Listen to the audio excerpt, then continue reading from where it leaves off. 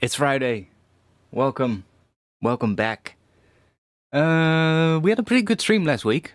I am working on a whole bunch of, well, basically a palette of cool sounds, and last week was actually pretty good. So I figured let's do that again. Let's make some more stuff. Now today I think I want to start with drums though. I think today I want to make some cool drums, and then maybe do some like intro stuff after that. Because I have like a really cool project for the bass stuff that sounded pretty cool, but we need some more stuff for it. Not sure if it will be for the same track, honestly, but it kind of depends on what we end up with, of course. So welcome. Hope you're good. Let's get this all sorted up, or sorted out, I guess. Let's see. Let's.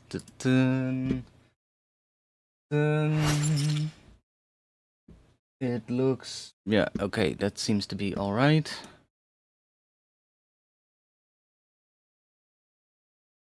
Make it orange. Physically modeling a cowbell. I don't know what we'll end up with. I think we'll make some drum stuff first, and then we'll see. Although I do kind of. Let's see.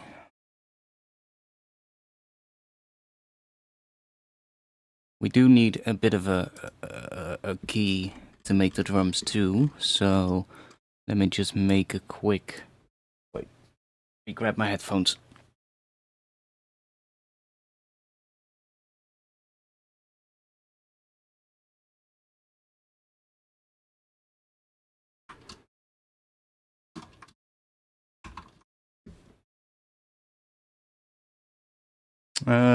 Let's just do the same key as what we had last week. Just do that. So that if it ends up working out, then it might actually work for the same track. So I guess I'll just set up a bit of a similar kind of sound as what we had last week, but then I'm not going to do the entire thing, of course. That's going to be annoying. Let's just do a bit of an 808 kind of bass sound here.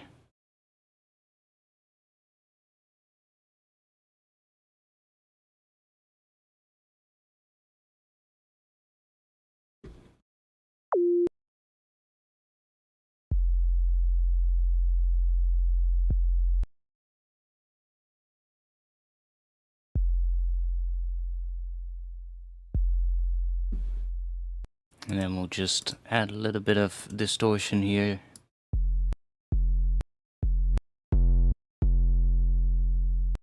Maybe.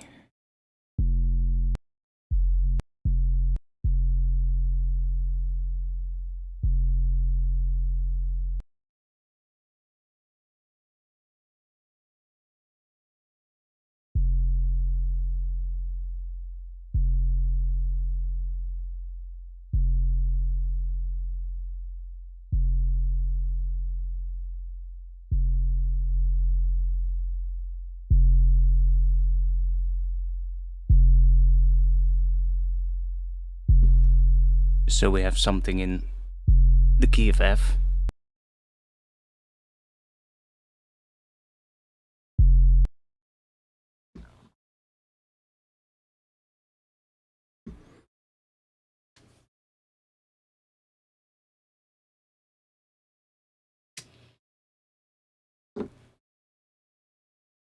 Serum's distortion is showing its age now.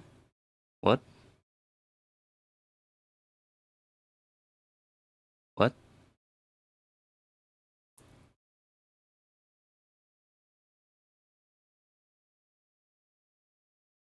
What do you mean?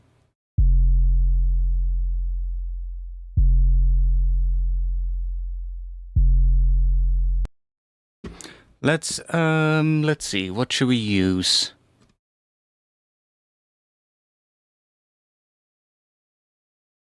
Should we use... I mean, we can do addictive drums.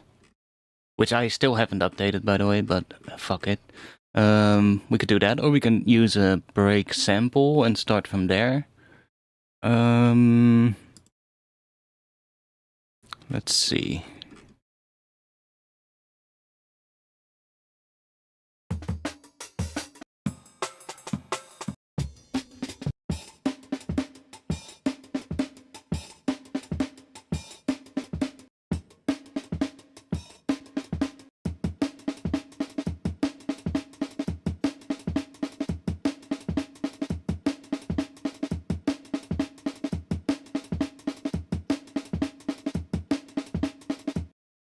Let's start from a sample. We can always add something to it.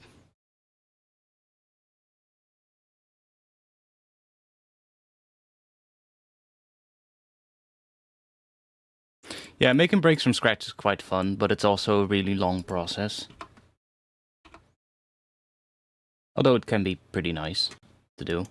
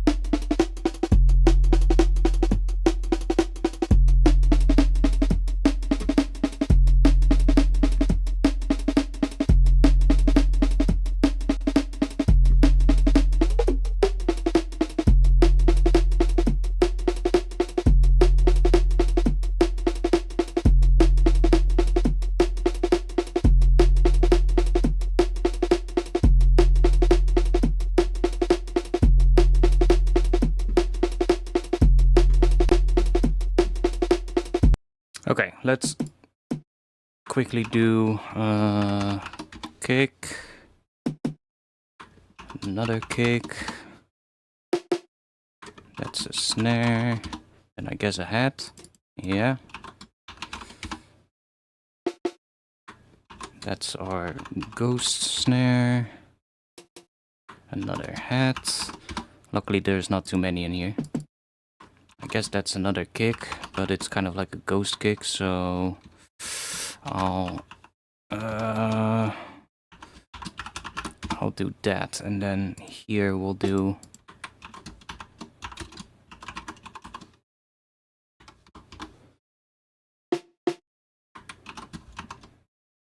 that, another snare, yeah.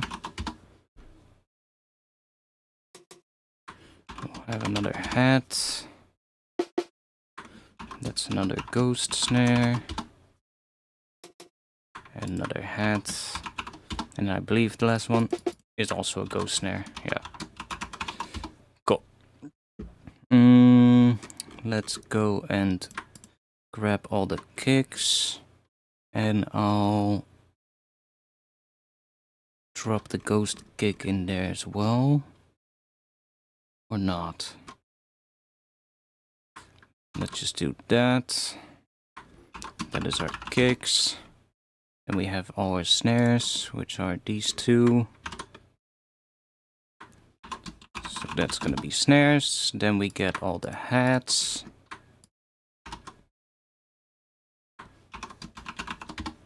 And then I guess we have just one ghost kick, but it's fine, so I'll guess that's our... yeah, well, we can just keep the name, doesn't really matter. And then we'll group these as well. It's gonna be our ghost snares. Can it go in between? Yeah, okay, cool.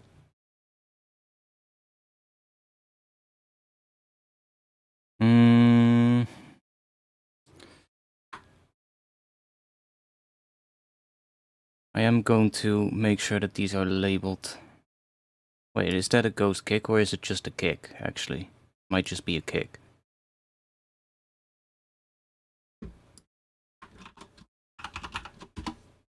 There we go. Let's drop these all on the right key, so they're gonna be sort of like in the right order. This is gonna be one up, and that would be an E. This is a little boring, but bear with me. F, F sharp, that will be a G, that will be G sharp, and then here we get A sharp, and B. There we go. So now this doesn't align anymore, but that is fine.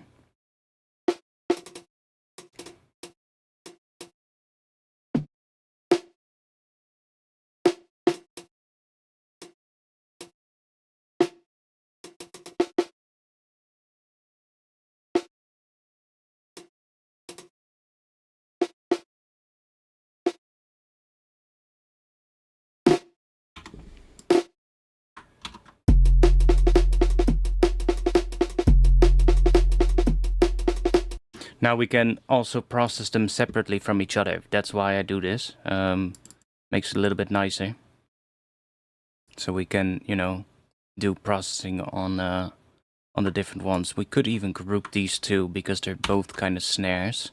So that's just all the snares, including the ghost snares. So if I want to pitch just those ones, for instance, let's say I just want to pitch them. I can pitch all the ghost snares around and do that separate from the heads and the kicks.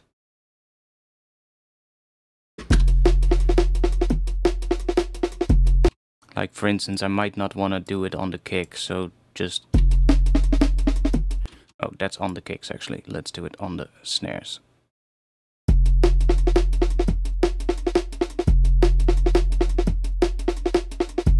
See, now only the snares are being shifted up to the key of F.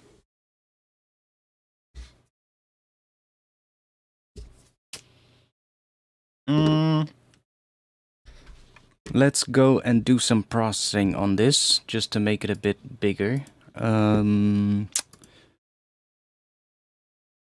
Let's grab a thermal.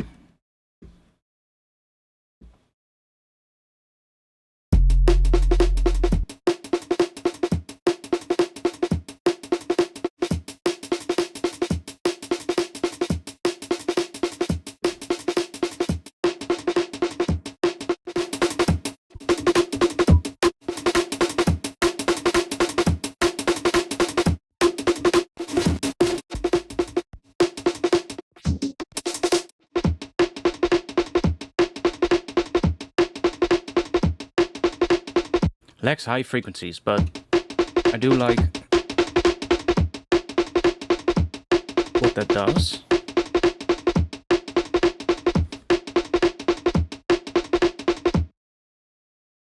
Let's see if we can...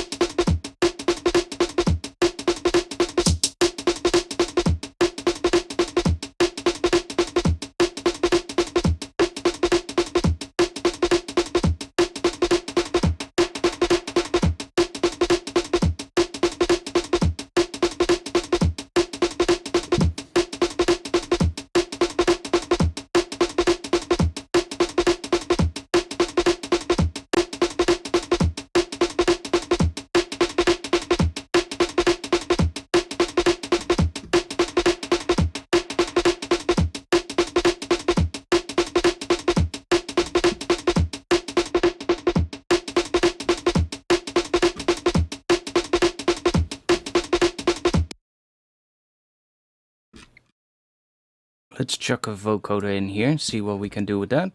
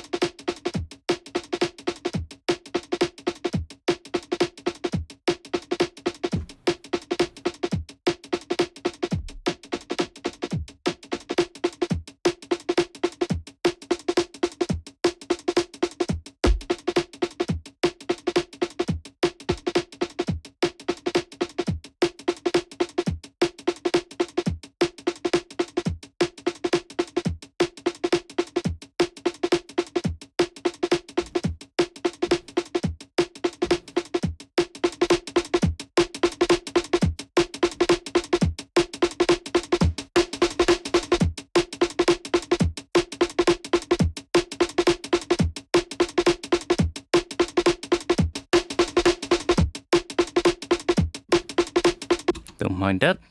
Oh,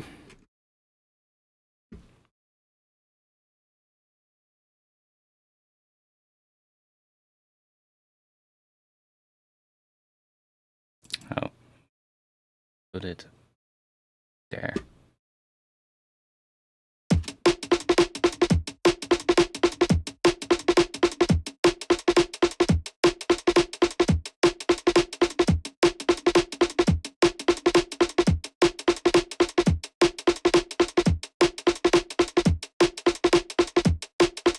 There's a bit of the snare resonance in the hat, so let's take that out.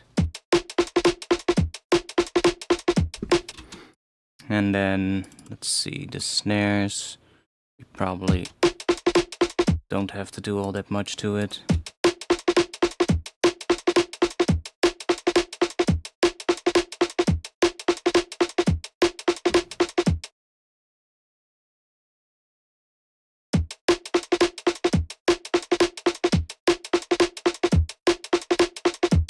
Okay, so what is that sitting at?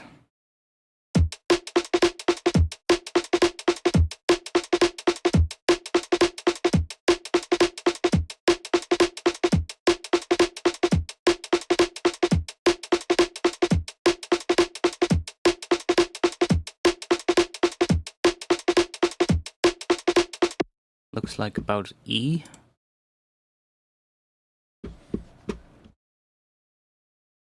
We'll probably get to that again later, but it's just...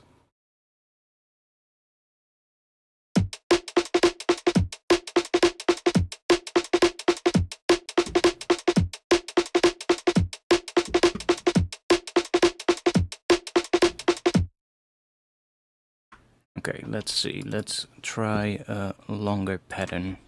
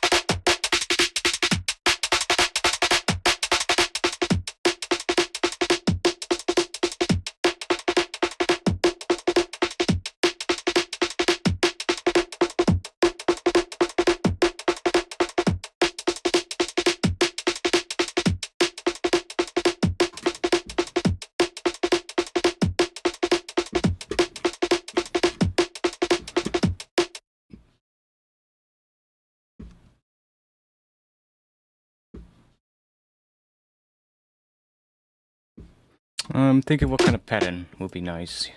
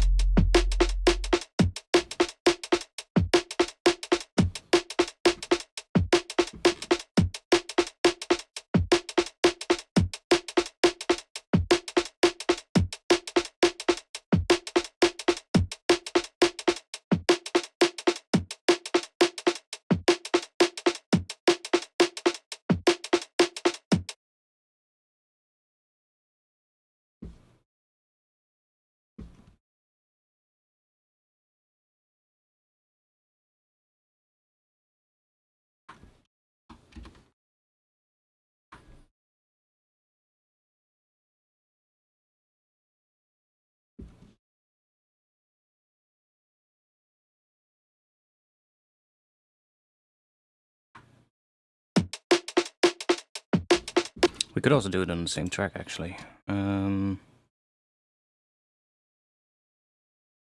we have the kicks. If we drop...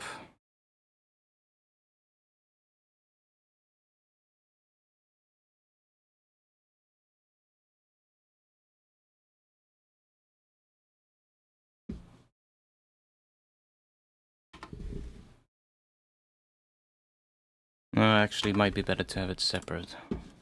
Might be easier.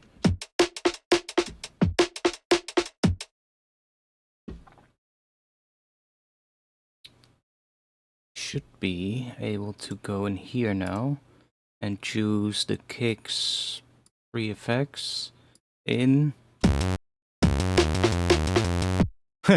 What? Why is it... Oh wait, we have to go here, do that?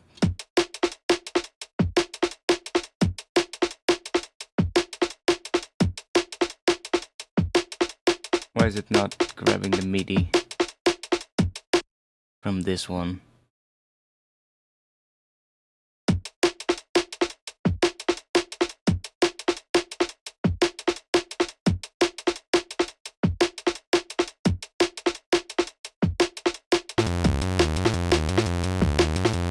What the fuck? This is so weird.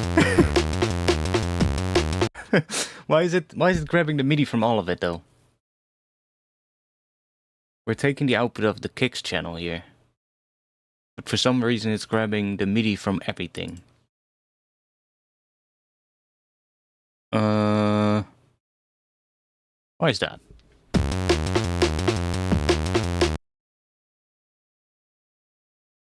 I mean, it's not that big of a deal actually. But it's kind of strange. I just want to grab the MIDI from this so I don't have to add like additional kicks in here. It actually sounds cool. Yeah, it does sound kind of cool.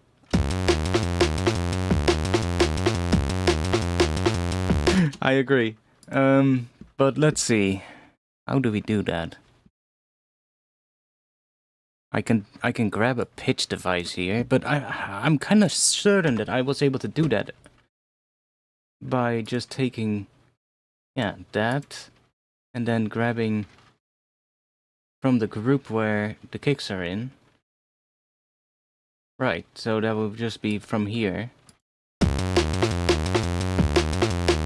But for some reason it's grabbing everything.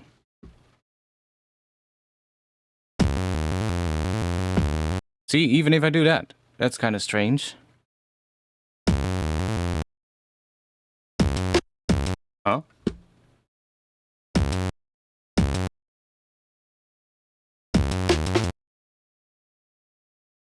Why is that not working?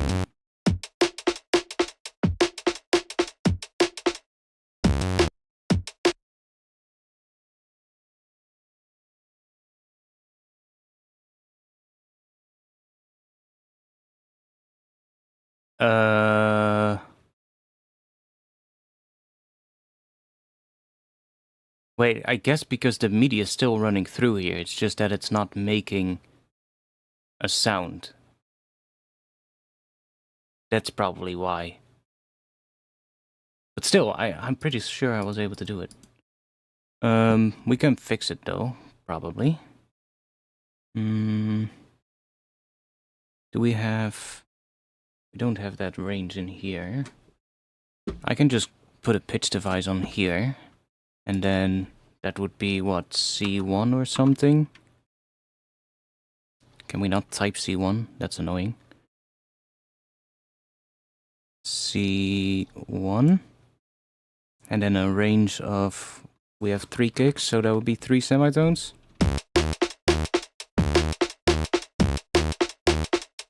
Okay, 2 then, because it's also including the first snare. Okay. Now there's one issue though, because we're still getting different pitches, so we have to... Let's do C3. And then let's do a range of 0 semitones, and then we're just gonna hit fold, I think. Now every note coming in here is a C3. Fixed it. So now we can just go and make another kick in here, which is kind of nice. Let's see, let's just do that. Let's do that, and then we want one on here. So amp shape is going to be something like that. Make it sure it's hit on envelope. Hit shape is going to be something like this. Also set it to envelope. Then we'll drop that down. Now obviously this is in C. I could just change this one to F. So now that is playing an F. Let's do that, and let's set this to this. Get a little faster maybe. And then let's go in here and we're just gonna give it a little bit of a high pass.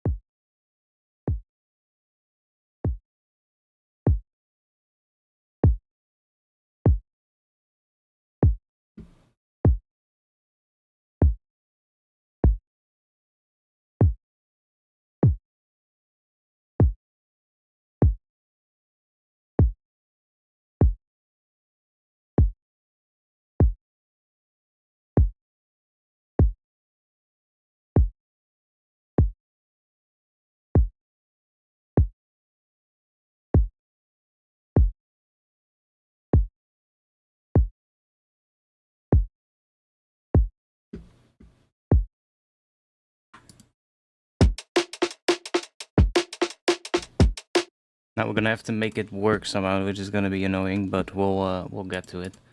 Maybe it will be smart to just sidechain this for now.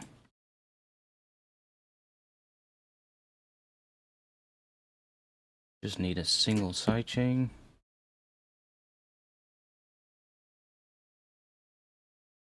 Wait, is that gonna work? Let's see if that works. Take it from here.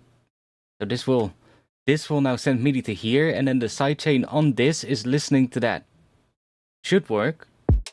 Yeah, it still works. Nice.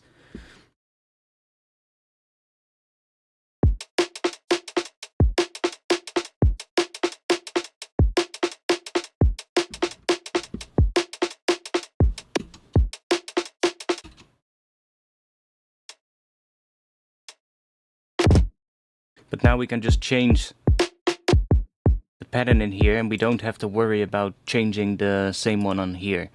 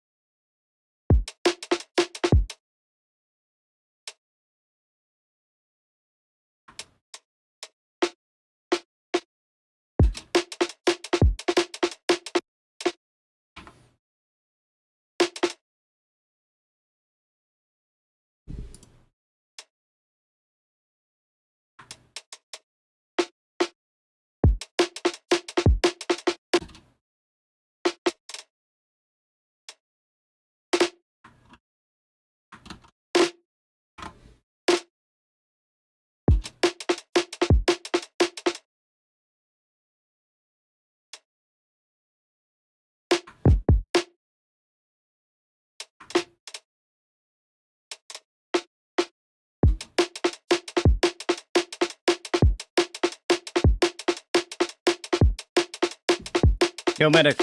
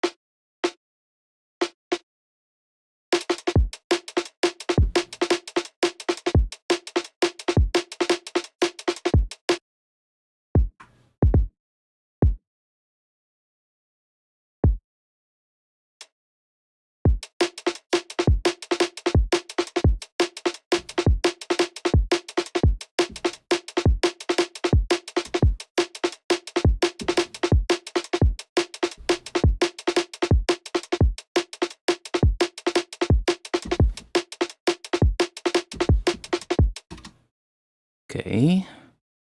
Starting point. Let's just do a little.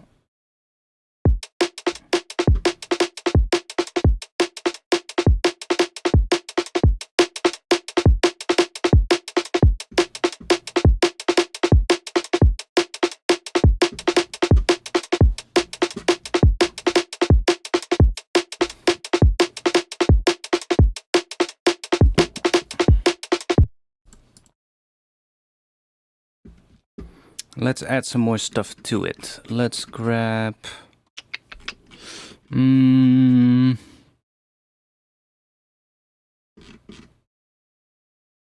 Let's grab an addictive drums for like an additional hat layer or something.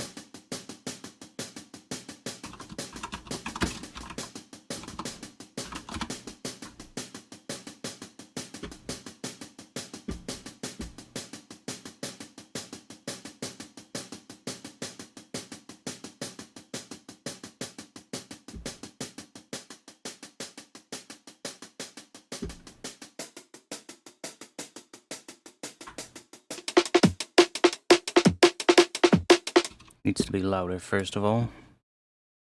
Let's just...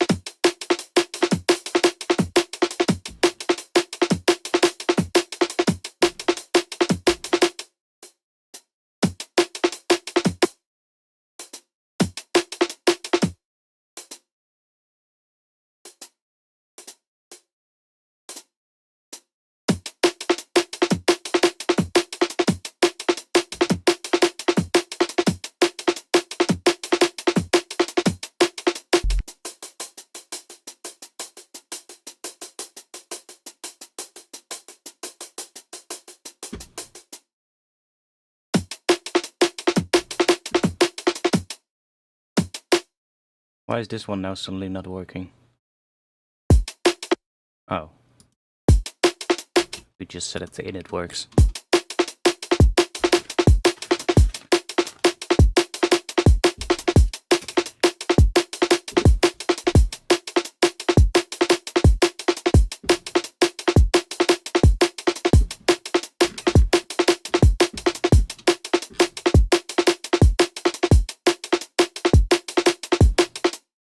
Okay, so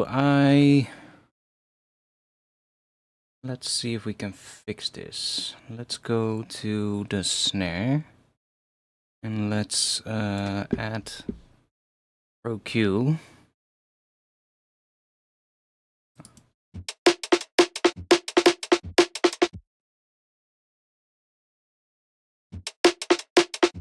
So I would like to see if we can take this frequency and basically make it tighter. So if we bring this down,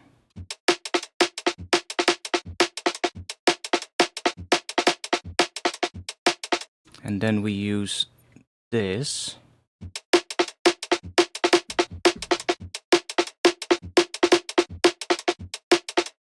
see, so in the till there's now less of that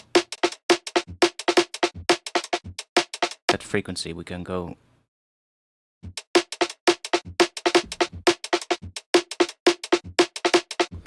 it's still in the sort of like the transient, but it's not as much in the till. Now this might be a bit much, but I wish we could adjust these at once.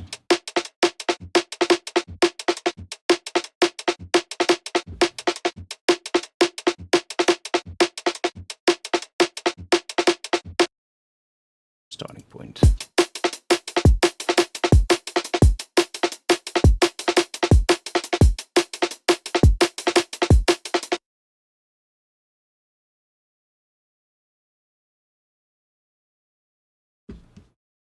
Let's see, do we have some...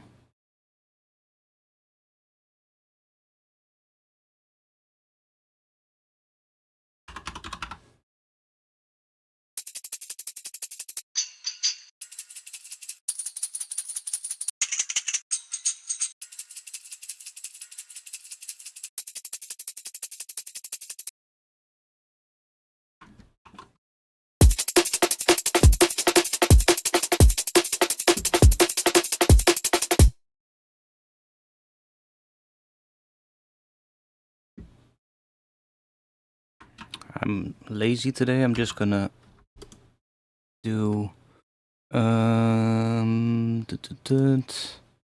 Let's just do 16s.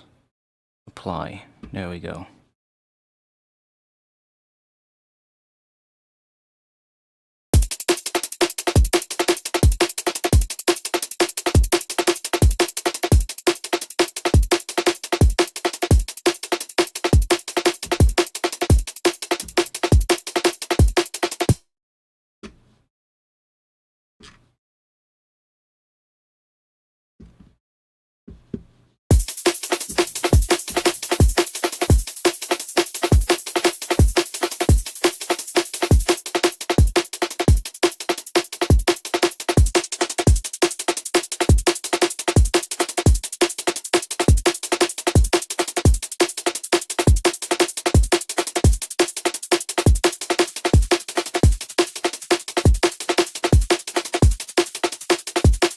I don't mind that actually, using the noise mode on shakers.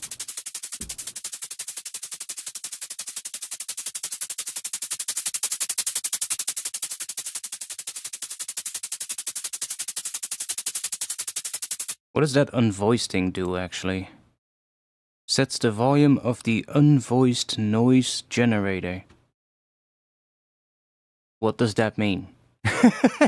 Sets the volume of the unvoiced noise generator. Okay, maybe I'm stupid, but I don't exactly understand what they mean with that.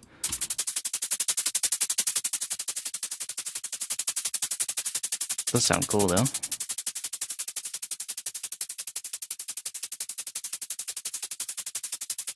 Maybe we'll just blend it in a little bit.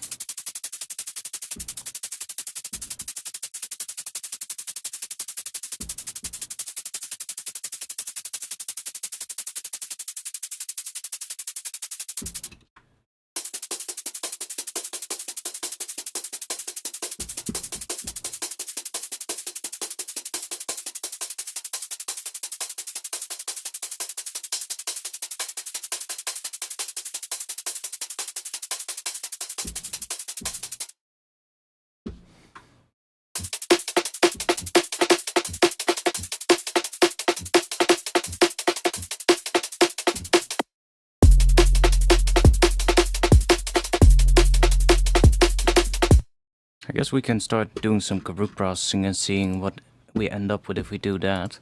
I'm gonna see if we can add a bit of transient shaping and what that will do.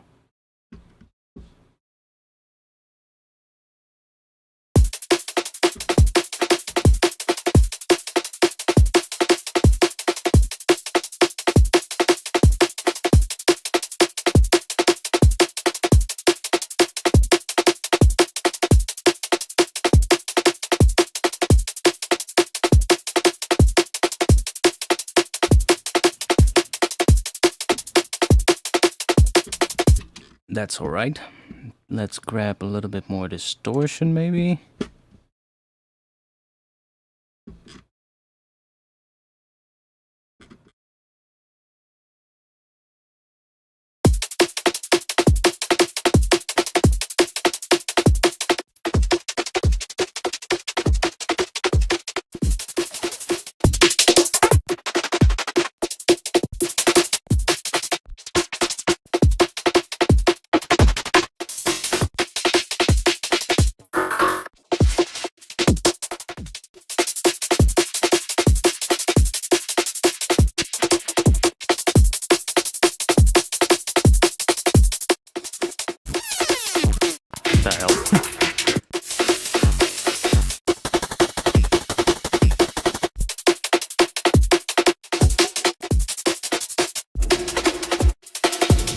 Oh yeah, we need some reverb as well, probably.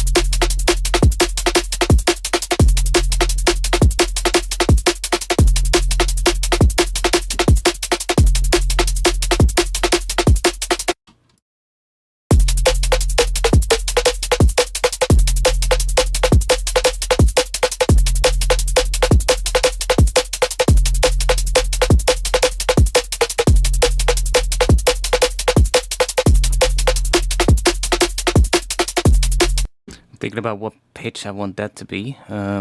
Probably would be better to pitch it up after we done the Pro Q, because that takes the, well, makes it tighter.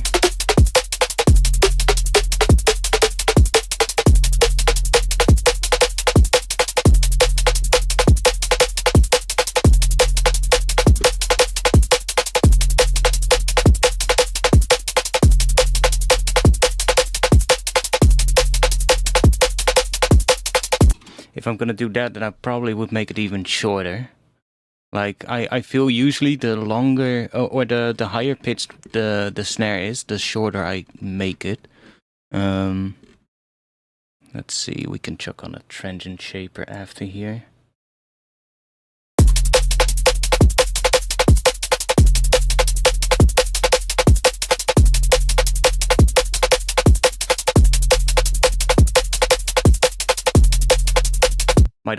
might also be good to add a layer to it, like maybe a clap layer or something.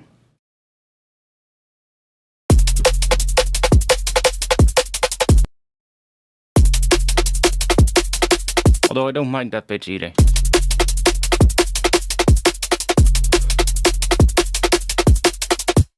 Okay, well, we have a little bit of drums. I guess at this point we will get back to them as we, you know, make more stuff.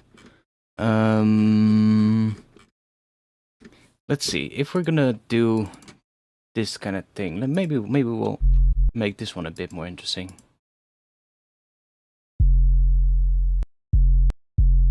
That's kind of like a nice sub for it, but what if we add like a layer to it? Like something that makes it sound like it has a bit more of an interesting sound, you know, not just the sub.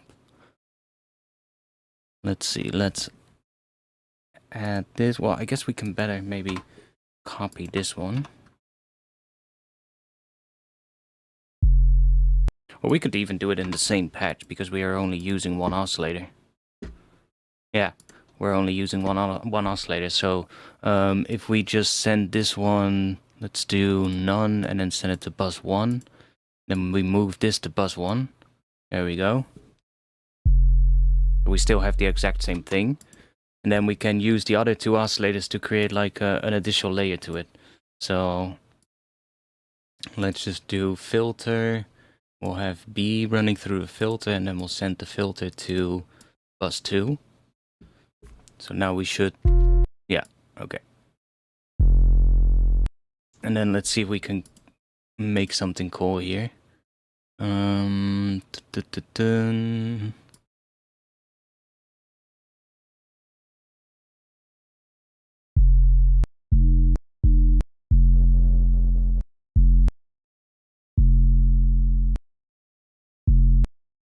Let's see, we have this on the main pitch. Let's just add that to the global main tuning. So that one also has the same pitch movement.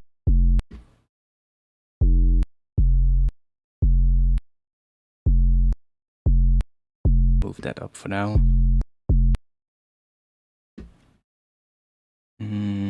Let's do another envelope on here maybe. Make it shorter.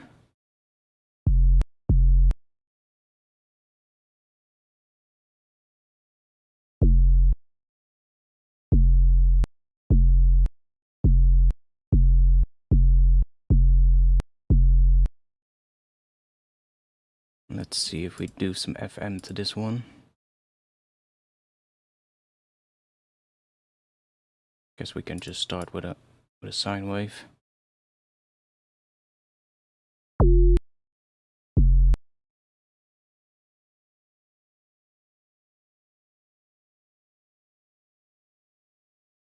We want C. What?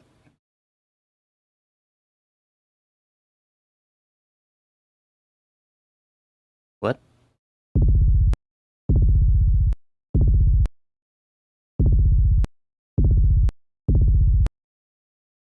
Why is it doing that? Huh? It sounds like LFO1 is attached to it, but it's not. What did I do? LFO1 is on the main tuning. Oh, okay. I accidentally clicked that. There we go.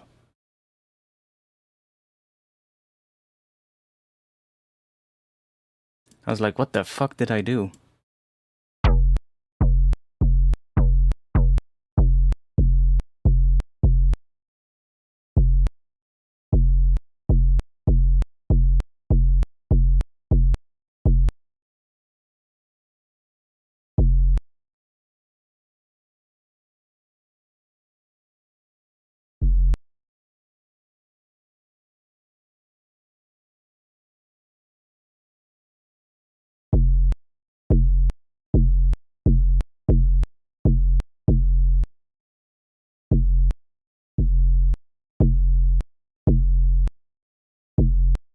Okay, we'll get back to that. Let's see what happens if we start doing a bit of this. What are we gonna grab?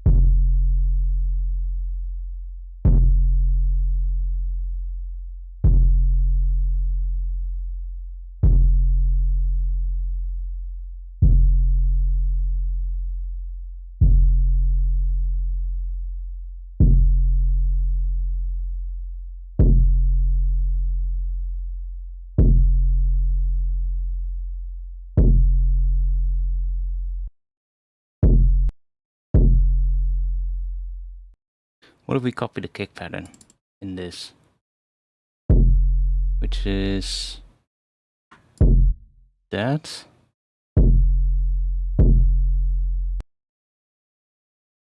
I think.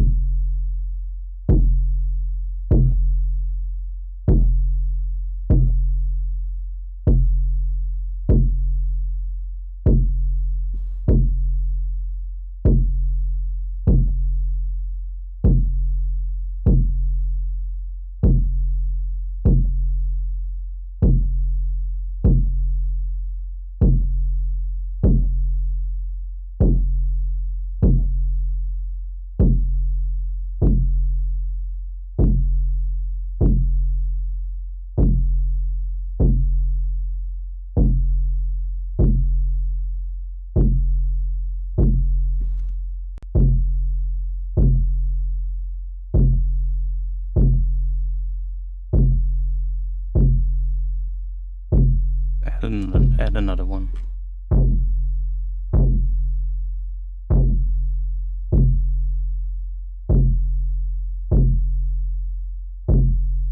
But after the filter, maybe.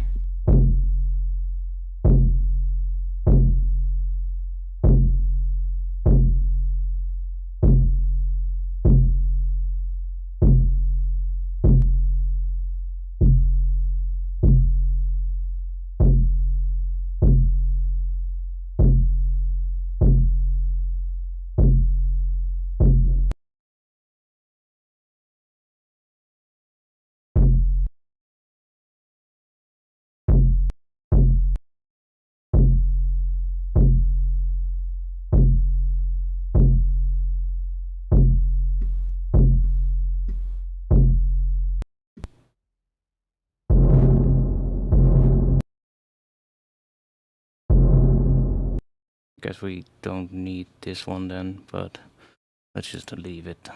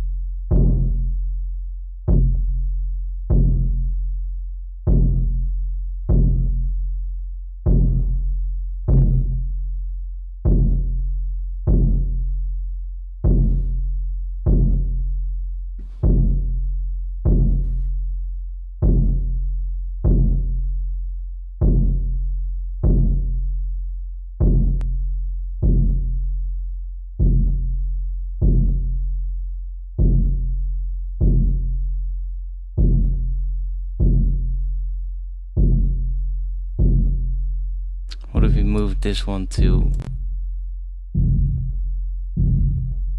That sounds weird. Can we... Yeah, we can change the level of the buses.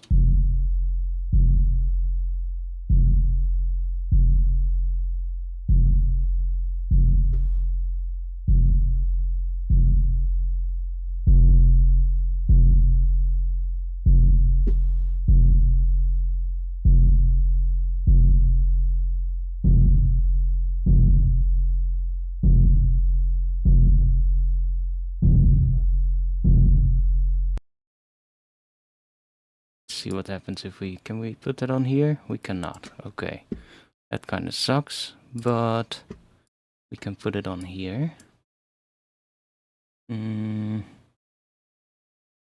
Yeah, okay. Good.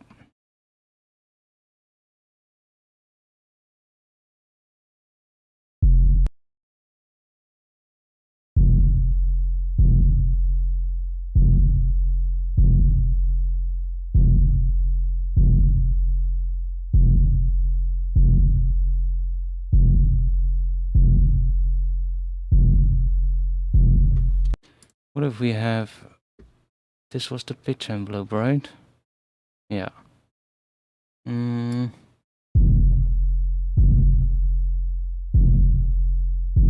What if we have another one so that it has a bigger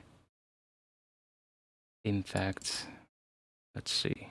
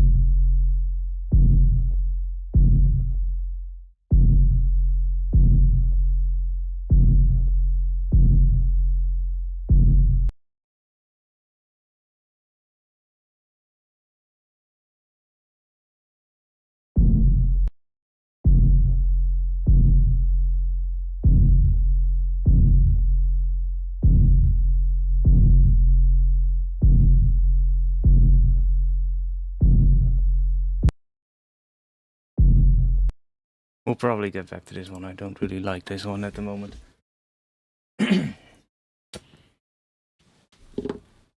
Should we get to some atmosphere stuff? Think a little bit about that maybe. Then maybe the rest will also sort of like make more sense later.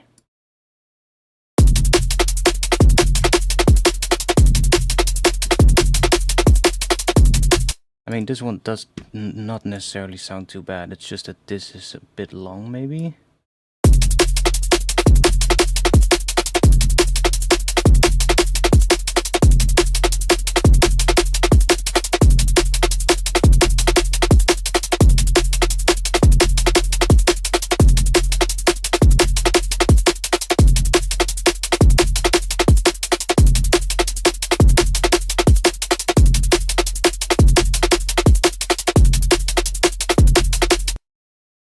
What if we distort it even more?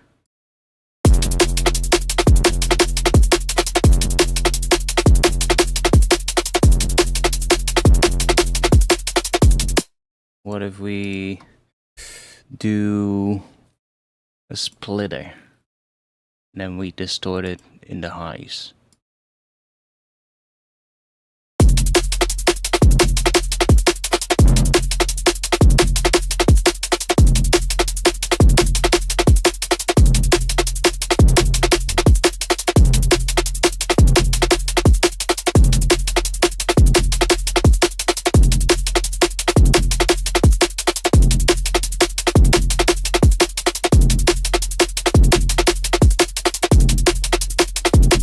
I don't mind that.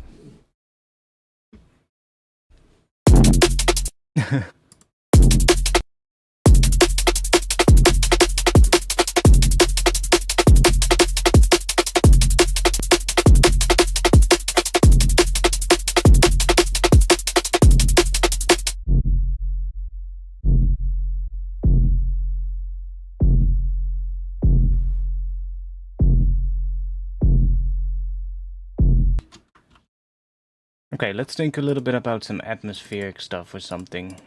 Something that could work for like intro stuff, and then we'll figure out some more drum stuff later. So I do think it would be nice to have like a track where the bass just hits like, it's kind of like an 808 style bass, like this, that hits on the kicks. I do think that would be fun to do. Let's load up, let's save, let's load up a piano for now.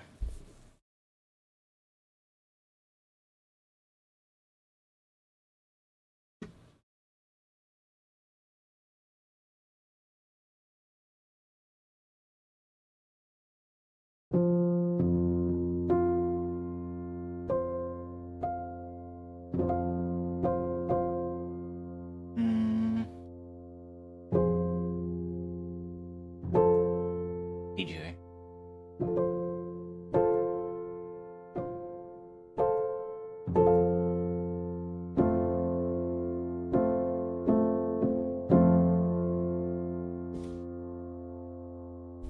What could be fun?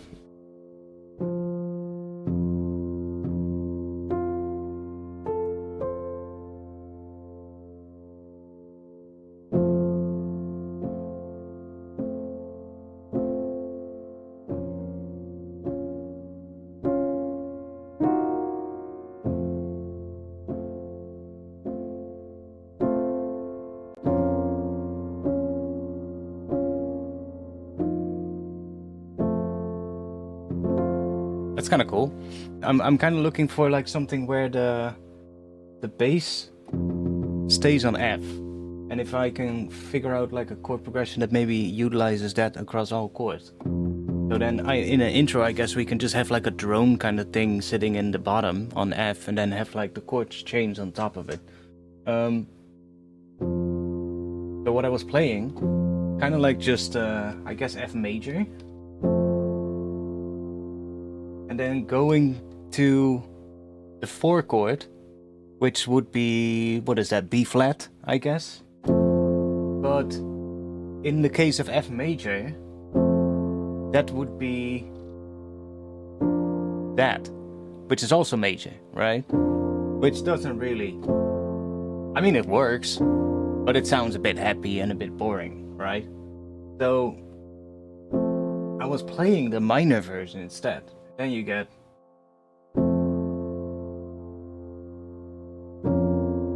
which sounds kind of cool.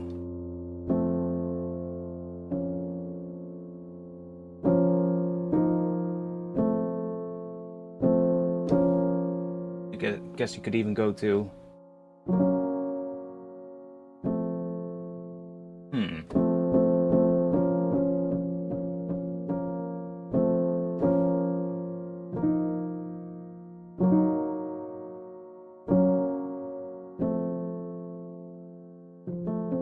I guess it's not necessarily F then. It's more based on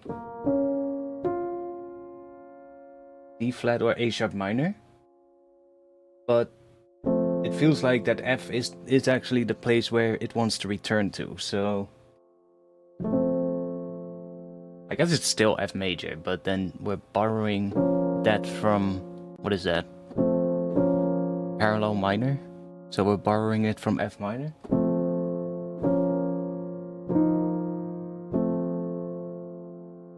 Does sound kind of interesting.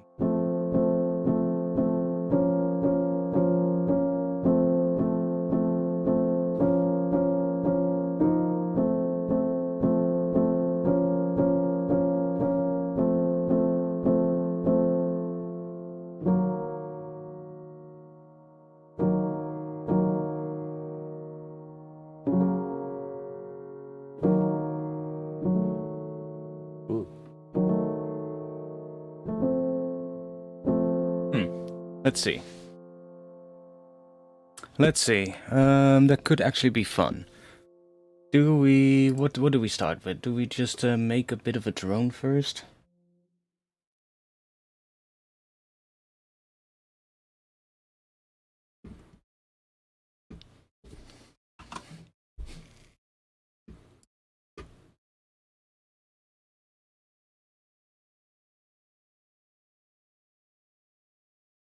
Ooh, I do have a new contact library that might be nice to play around with. Which one was it? Was this one? I believe in there was a patch called hybrid something. Hybrid vocals. I haven't really messed too much with it, but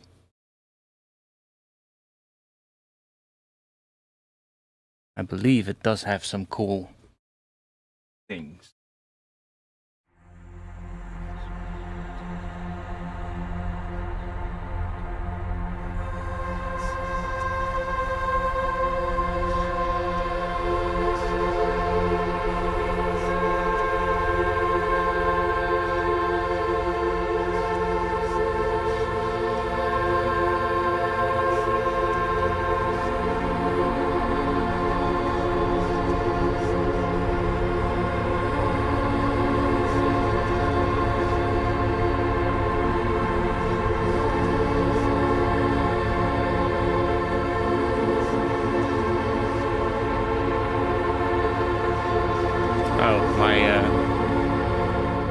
Keyboard's latch function is on. I was like, why is it adding to it? It does sound cool, but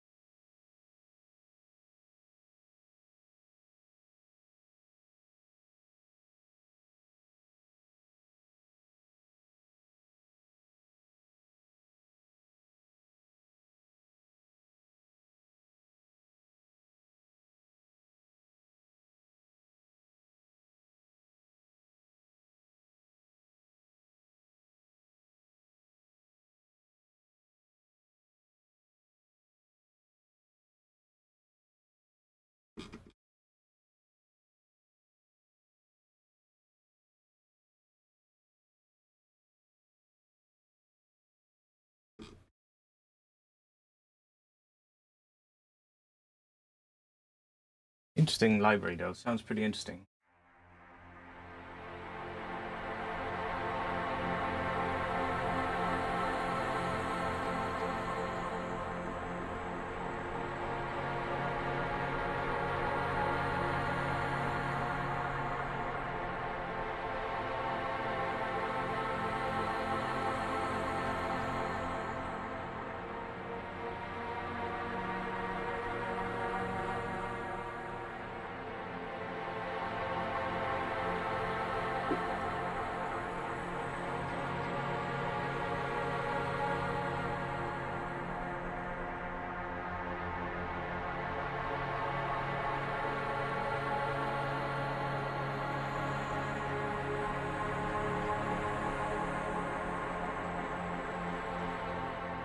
Maybe not for now, though. I don't really think this is the vibe that I want to go for.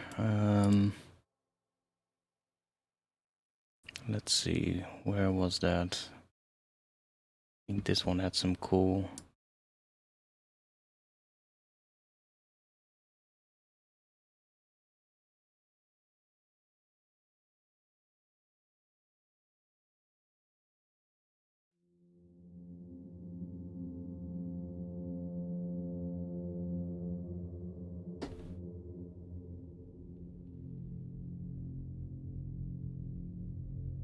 Gonna be a bit quiet, but I'll just boost the level real quick.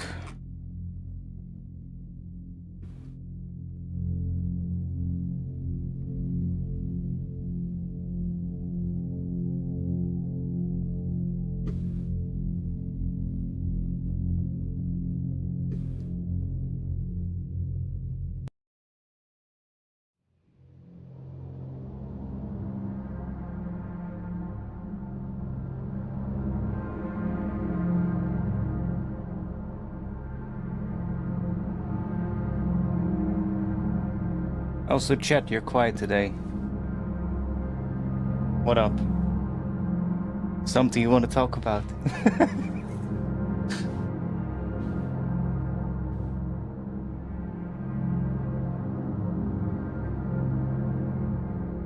You like that sound, actually.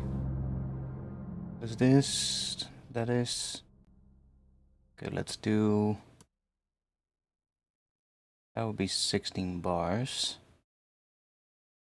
Let's start with that for now.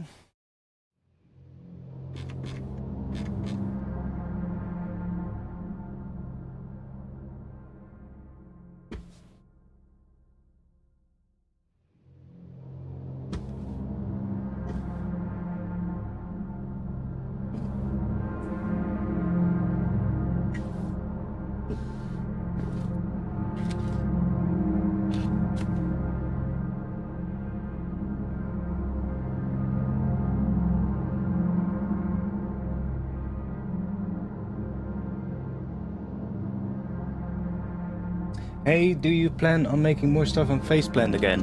I mean, maybe at some point, I don't know. Like, Faceplant, honestly, I don't use it too much, really. It's a great synth, don't get me wrong, but I don't use it that often. Because, well, setting up patches does tend to take quite a bit of time. Because, like, everything is sort of, like, modular, in a sense. Well, modular. I guess semi-modular is a better word, but... So things take just more time in it, and there are tools that I have that are just quicker. So... Doesn't mean it's a bad plugin. It's a really good plugin, actually, because you have so much freedom in it. You can do, well, a lot. But that also makes it a little bit slower. So, yeah, maybe that's why. Plus, I have too many synths already that do similar things, you know, so... I kinda... I'll have my phases, though. Like, if I really want to do, like, a crazy sound design experiment, then Faceplant probably is the right move, you know?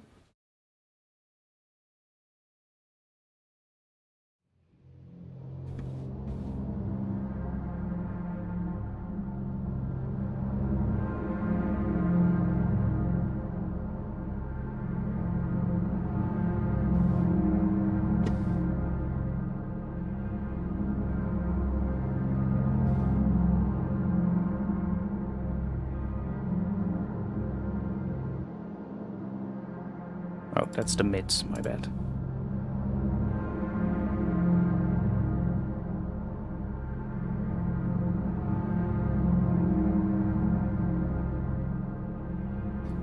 Oh, it's not that the UI is bad or not easy to navigate. That's not it. It's just that, you know, to set something up, it does kind of... Well, it does take more time than a synth where the entire sort of, like, structure is already laid out and you just, you know... I mean, it's... I guess it depends also what you're doing, you know? It's not my go-to synth, though. That would probably be serum.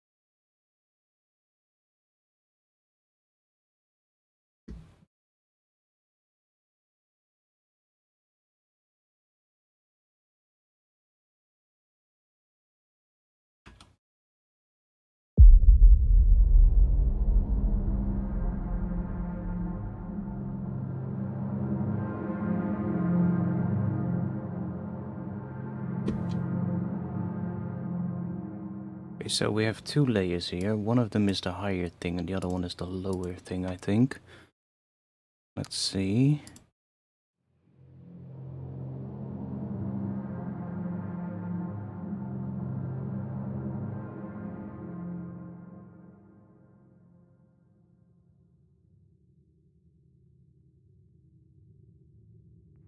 That one is really quiet. Okay. It's mostly coming from this layer actually. Oh.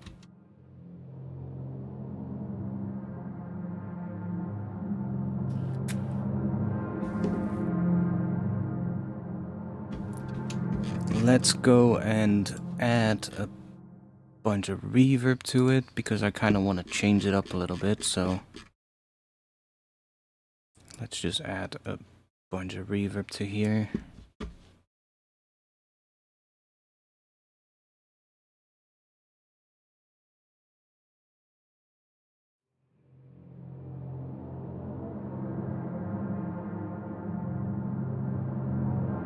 Probably best to do that here.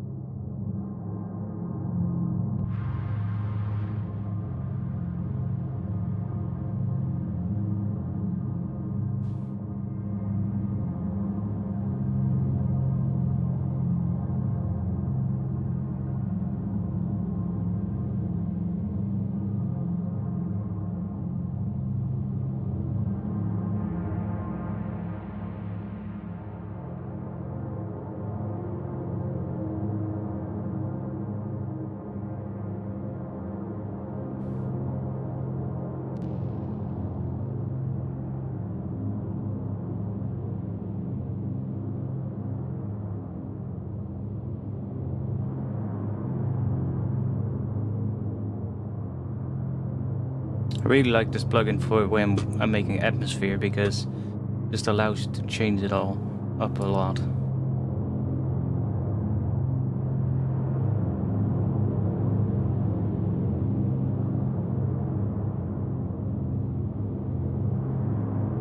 In like strange ways.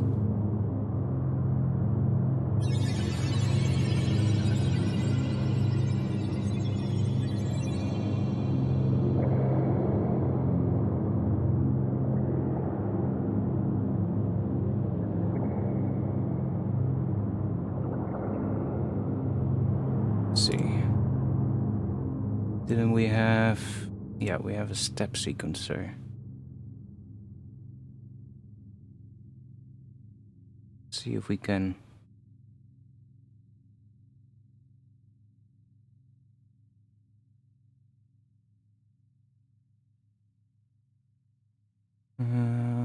there.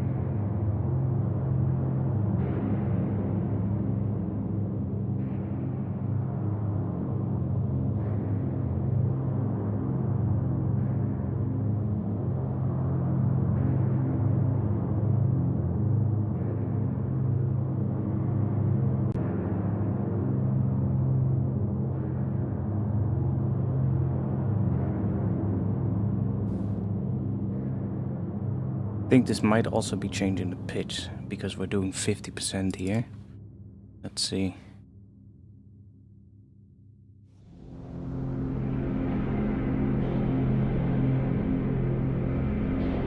See?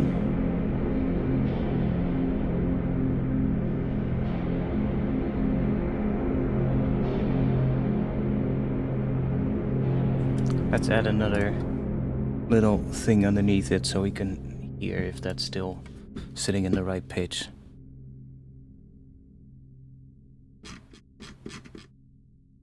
Let's just grab, do this, and just chuck this. Let's make a little low pass reese or something.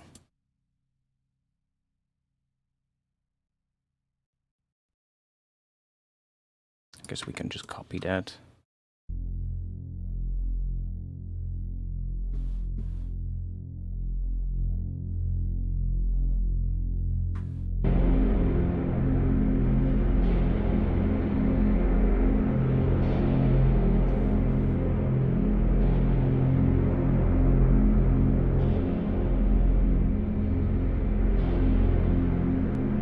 Definitely still works.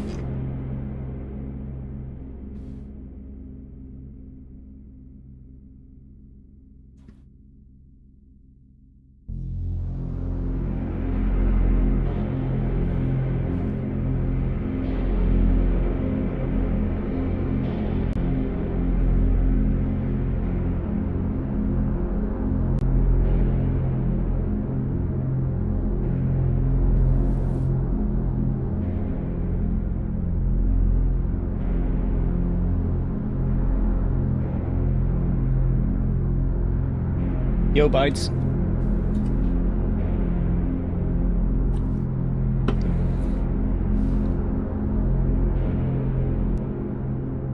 I wish there was a something I always wished here that this had was a dry wet per effect. That would also be really nice, because then we could sort of like blend this with the original. Well, I guess we can just bring this down, but then we're gonna have the original sound come through.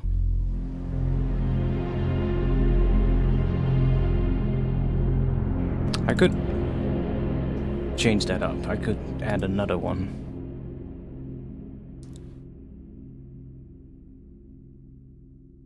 Just add another one in front of here. We could do that and then maybe bring this down a bit.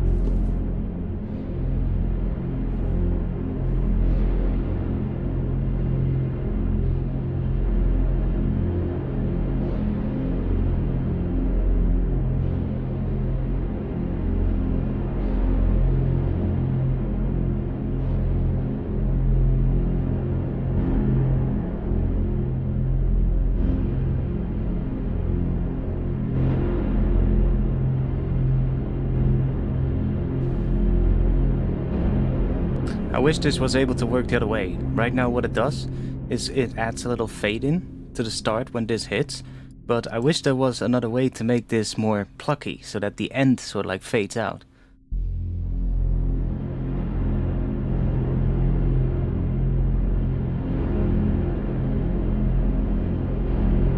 And that's also cool, but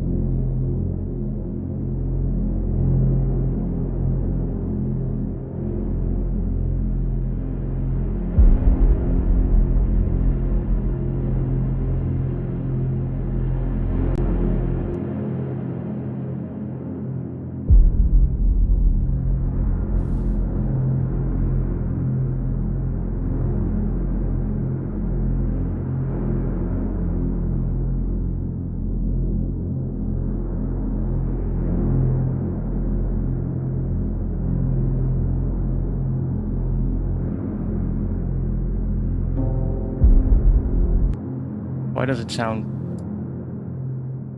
Is there a minor interval in this thing? And it sounds like it could be.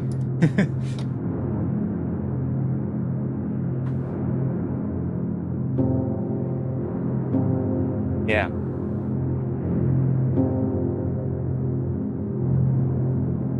Right.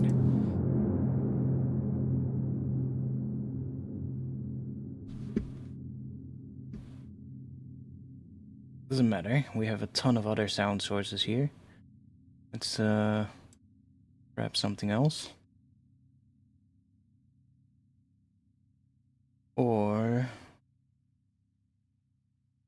we put this one on A sharp.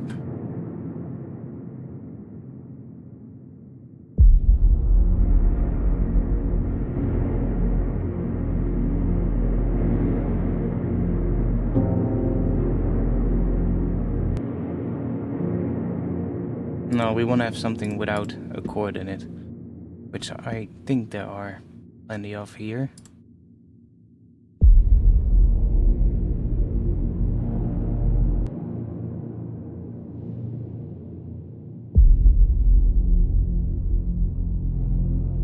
Yeah. Like that doesn't have a chord in it.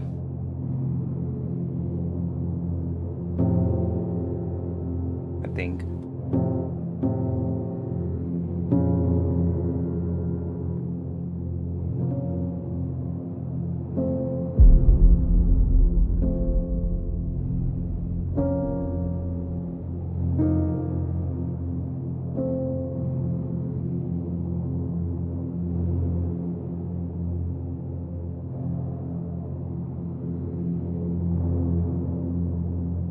It's actually a pretty cool pad.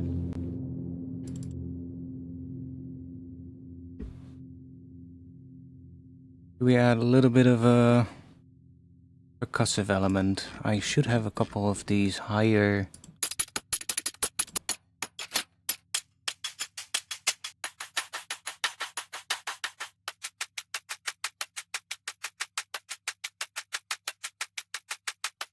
Might be nice, something like that, but then maybe slower.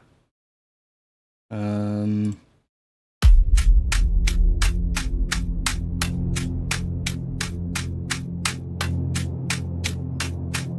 then we'll just set it to the beat swap mode.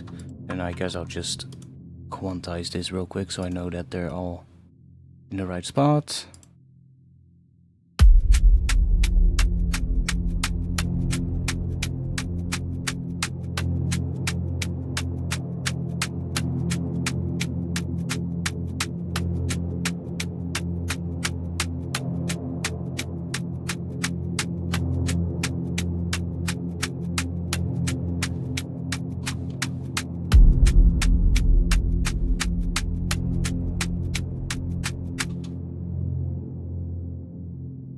It could work if you group pads and sideshading a little the hit in a multiband compressor.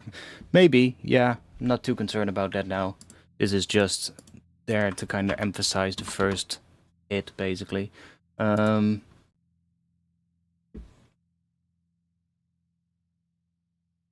do a little sound on top.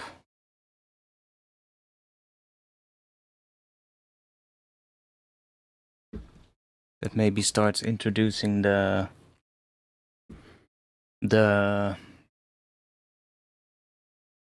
sort of like the chord progression that I was messing with earlier. See what we get. We could do that with Serum. We can also grab something else.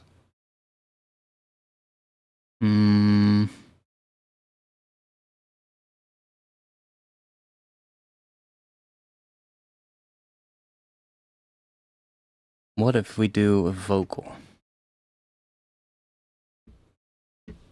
Let's see. Let's grab. I'm gonna go back to that library. It's still there.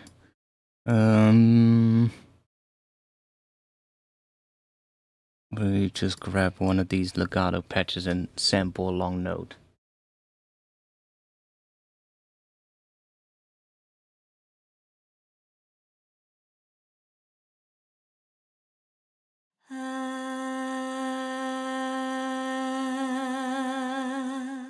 Something like that.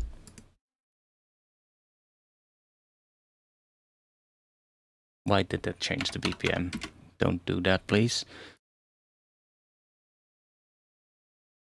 So that was a C note, right? Yeah, okay.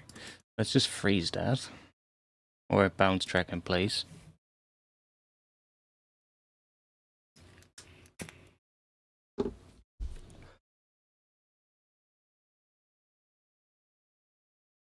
Let's chuck that into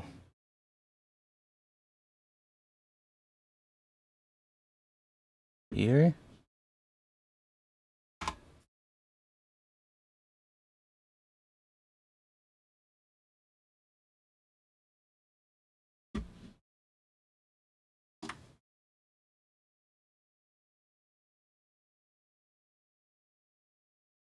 Let's see what we can make from it.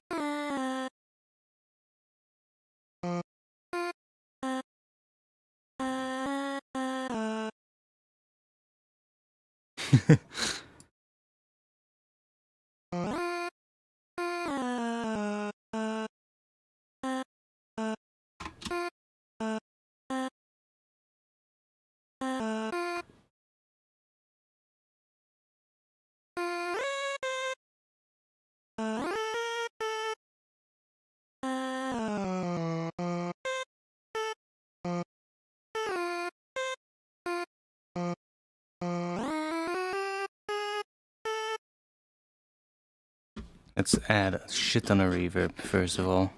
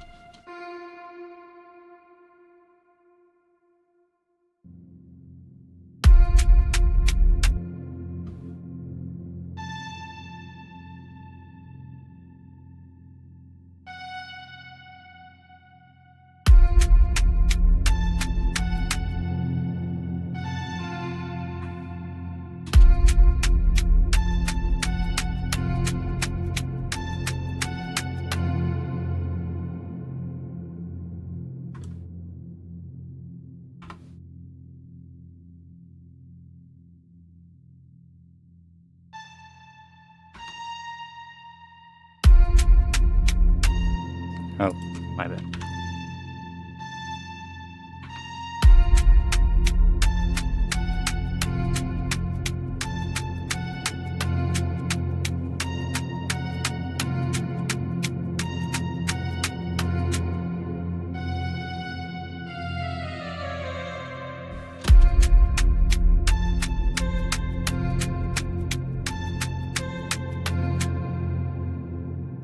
Yeah, I think we want to start with that.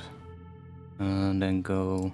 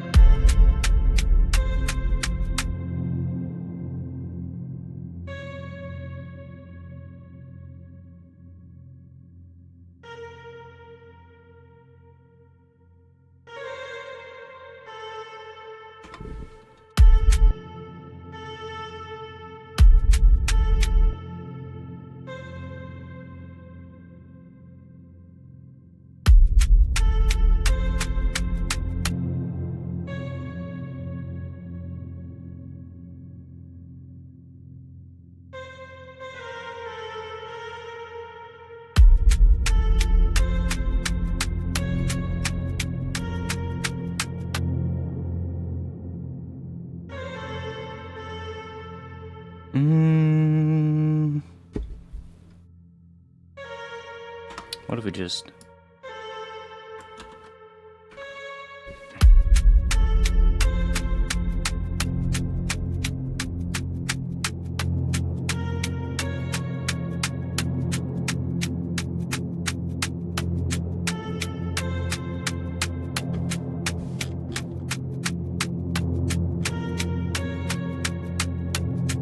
Don't mind that.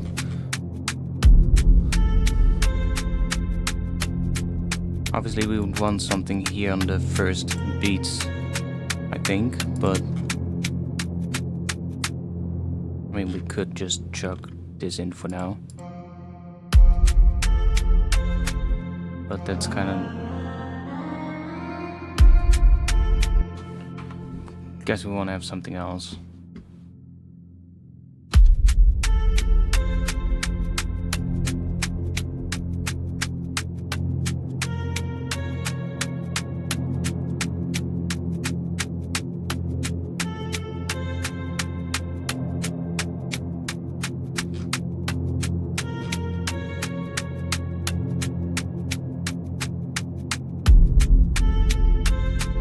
Okay, I'm going to add spec ups to this, and let's see if we can find some weird ass fucking shit.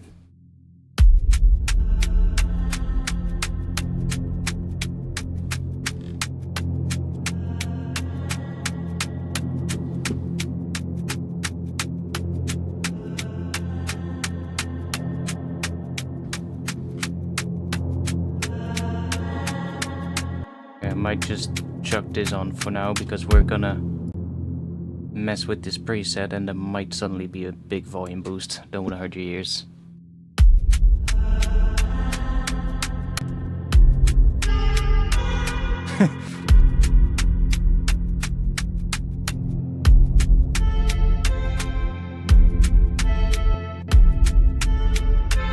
There's no favorites in here, right? No. Otherwise I might have saved some favorites, but no.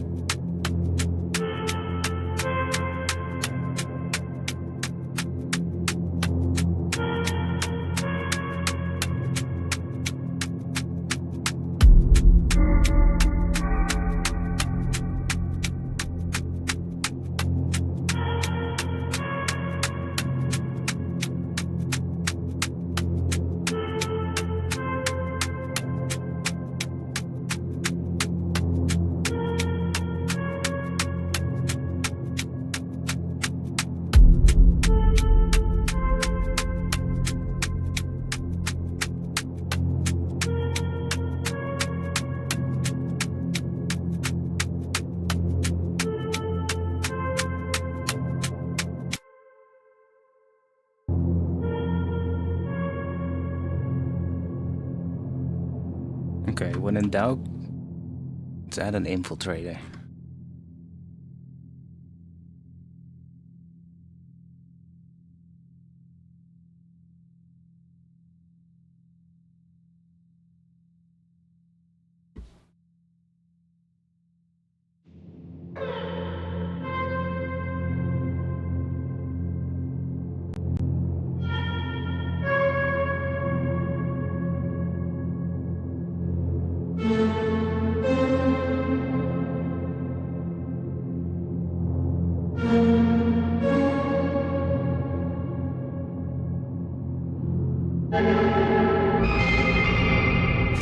What the hell?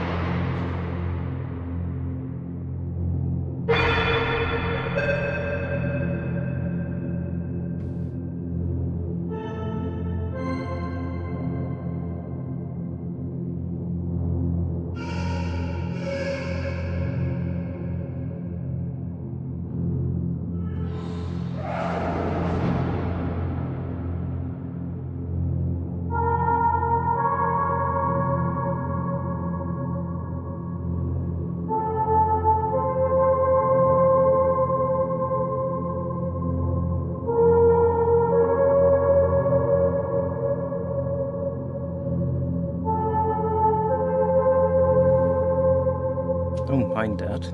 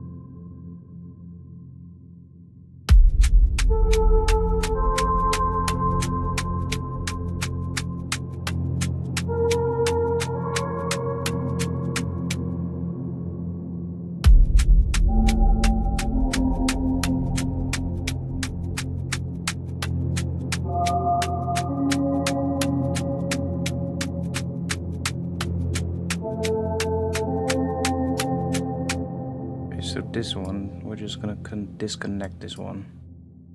If we can. Yeah, there we go.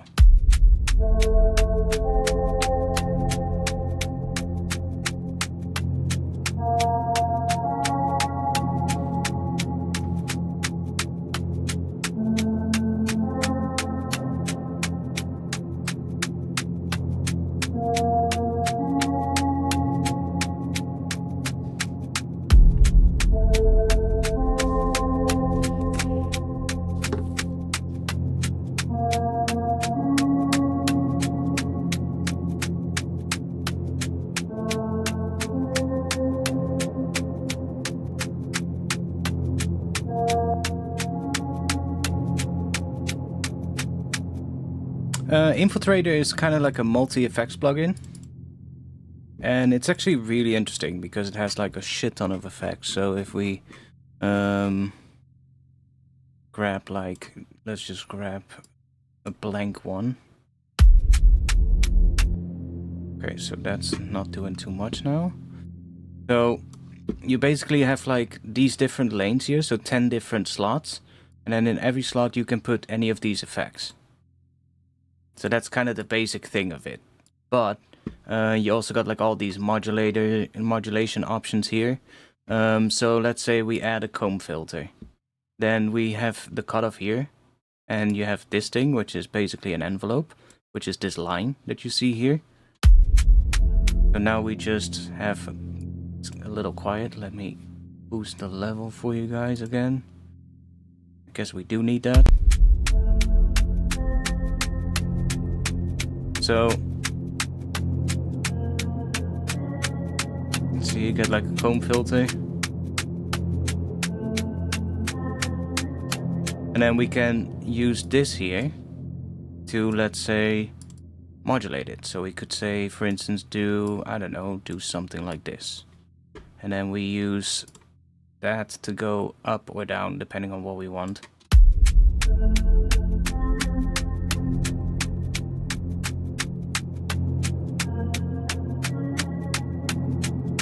Okay, so it's kind of adding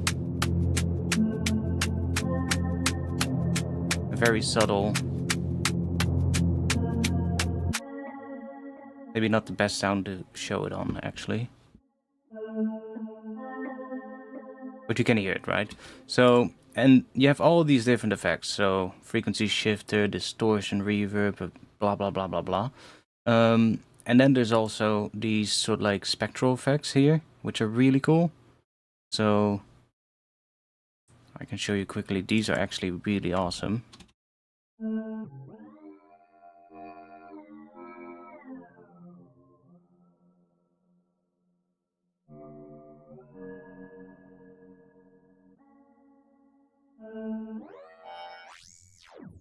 Allow for some pretty weird things.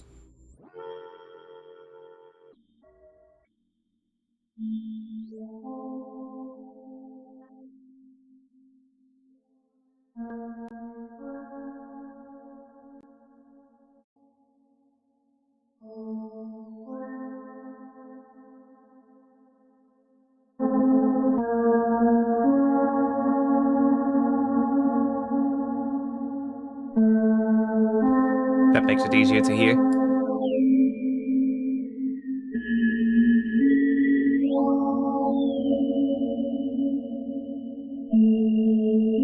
See, and everything here can be modulated, so we can even take like the audio itself, so modulate it with the incoming audio. It's kind of interesting.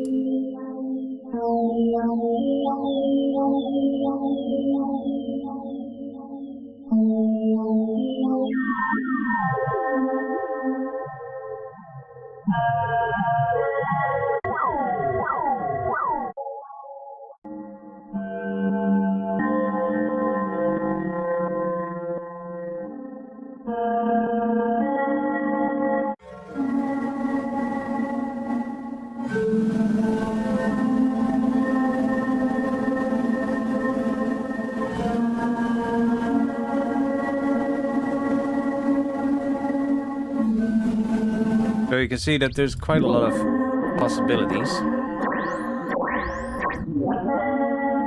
And there's also basic effects like just filters and stuff like that.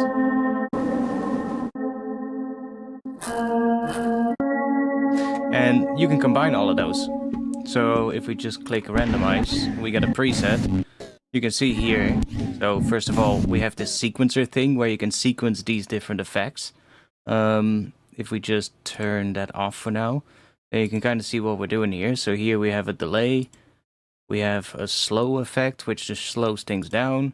Then there's a reverb effect, there's a phaser, a bandpass, from the looks of it, a looper, another filter, a dual filter, a compressor, another loop thing, and then a reflect, which I don't know exactly what the reflect does, but there's like basically 10 different effects in here now. And then you can also have like this thing where you can sort of like tell it when to use which effect. So if we now play this,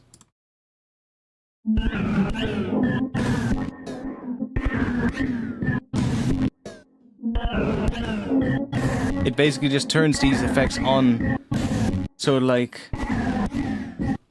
as it plays the thing. I guess if we put it on this sound, which is a sustained sound, we will be able to hear it even better.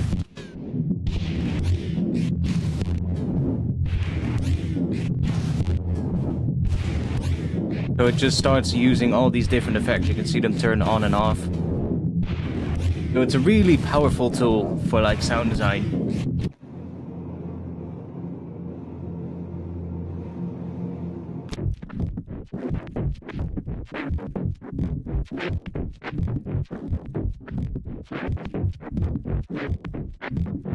It's good for so many different things. Like, you can basically do a lot with it. It's not just like for texture or stuff like that.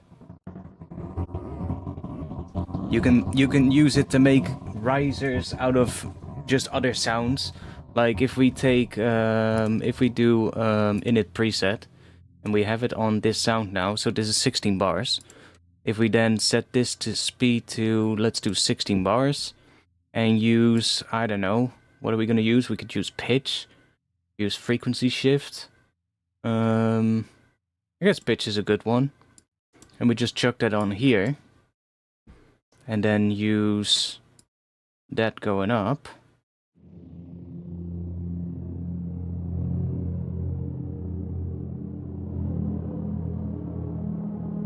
We're basically turning our sound into a riser.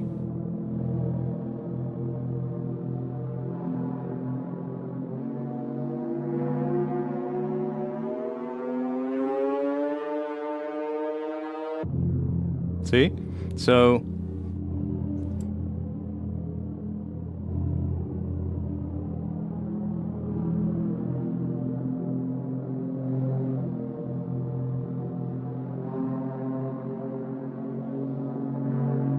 and then we can combine that with a lot of other things. So let's say we do a frequency shifter as well, and we want to have that come in at the end maybe. So we'll do in the second half, we'll use the frequency shifter. So we'll just do that and chuck this on here and maybe do something like this. So that in the second half it also starts shifting it up even more.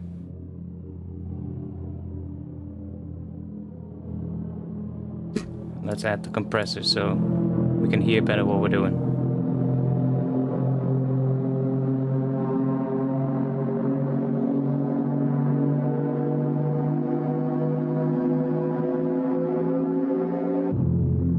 And obviously we can add this on anything, so you can add it on drums, you can add it basically every kind of sound. Yeah, last week we were using it for doing resampling stuff on bass. And I don't know, we'll combine this with one of these. Let's do, what is a good one? Cascade?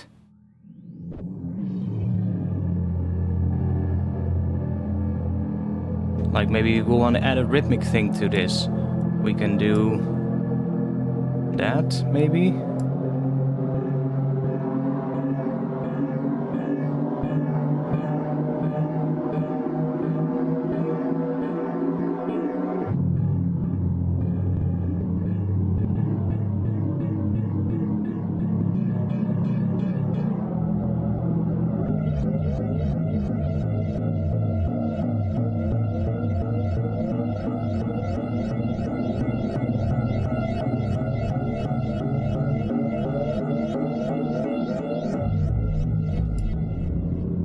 we can bring this in, of course, over time. So we can also...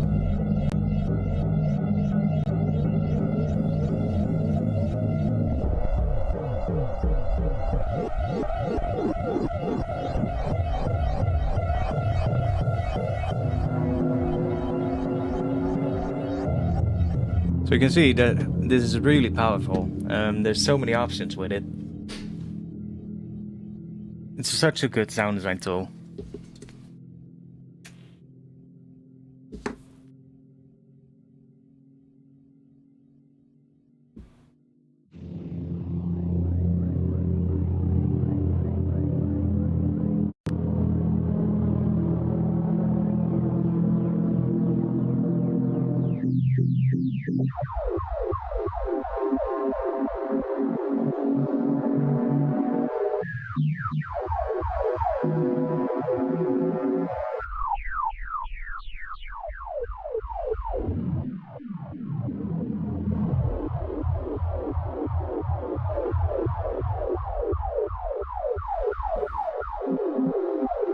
And it even has like distortion built in and stuff.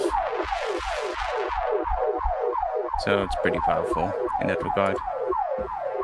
I guess there's probably also distortion here. Yeah. And a lot of those effects will also have different options, so we have different shapes. Of course with the filters as well, there's like all the different types of filters. There's a lot of options with that. We even do FM.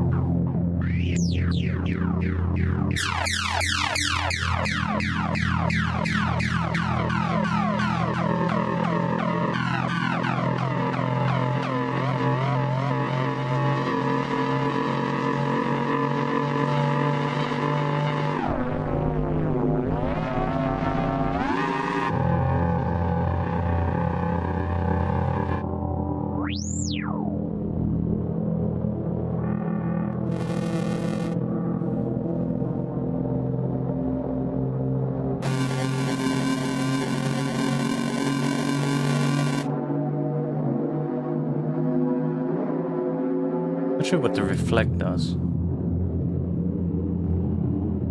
Kind of like maybe... almost looks like... does a weird... What the hell?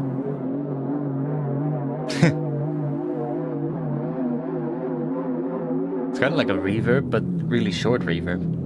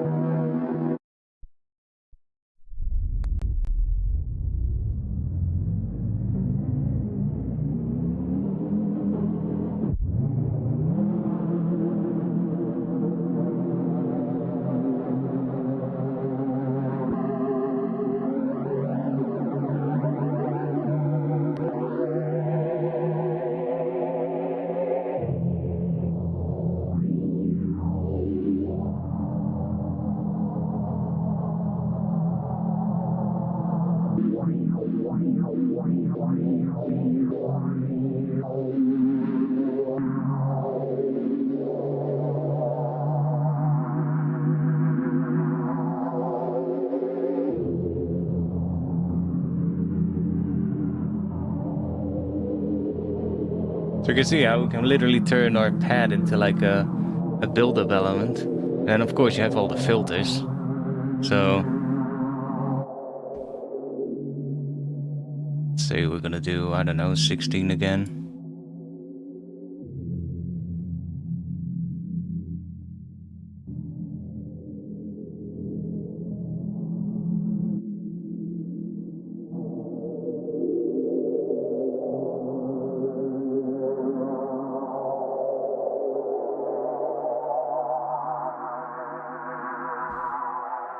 Maybe we want to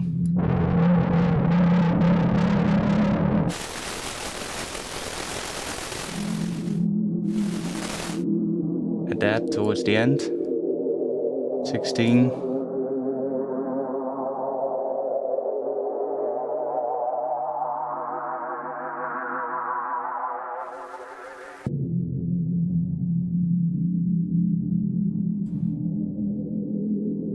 Yeah, and not just for build-ups, obviously. It's like it's good for so many things.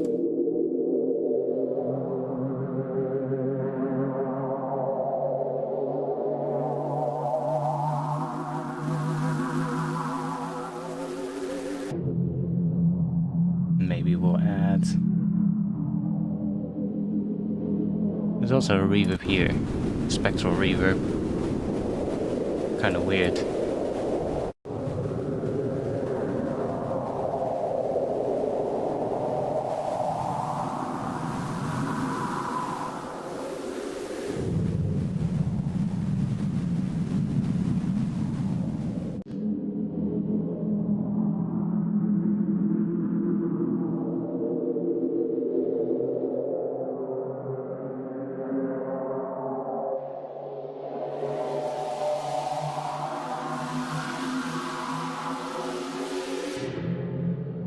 Yeah, so many options with this, man. You can use it to rearrange drums, like you could with, for instance, if you know, like FL Studio had like the gross beat thing, right? You can kind of do similar things with this as well. So if you have like a drum break, you can chuck it on here to create like little weird effects and shit, like glitches and stuff like that. And it has an absolute massive amount of presets, and that's such a good thing. Like it has the factory bunch and then all these different artists who make presets. And just by chucking it on the sound, like if you have a sound that you kind of like, but you're kind of struggling, you don't really know what to do next, just chuck it on one of your sounds in your track and just start messing the randomize button until you get like some cool shit, you know?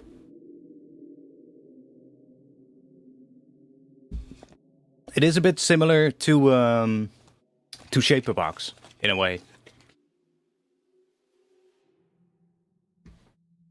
Has no delay latency. I mean, it does have latency.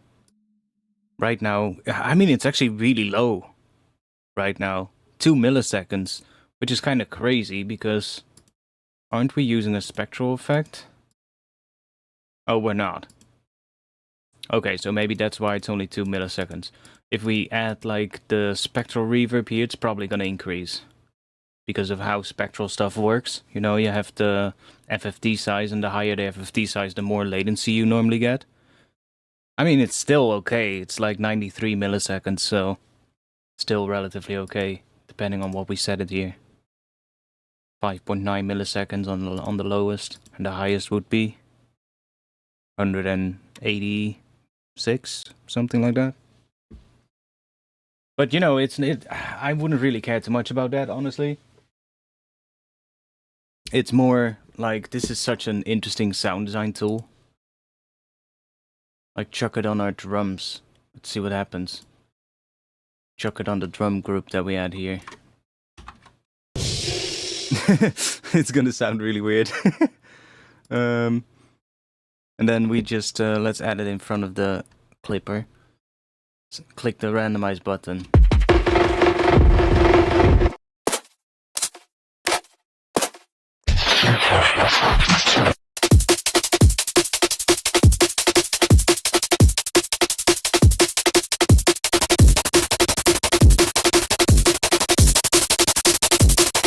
Yeah, you got these macros as well, up to 8, I believe, so you can set, like, you click that and then you can just map stuff to those macros. So yeah, it's such a interesting plugin with so many options.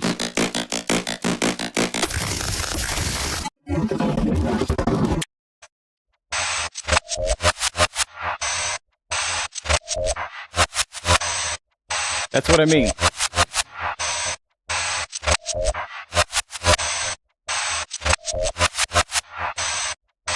Out of that.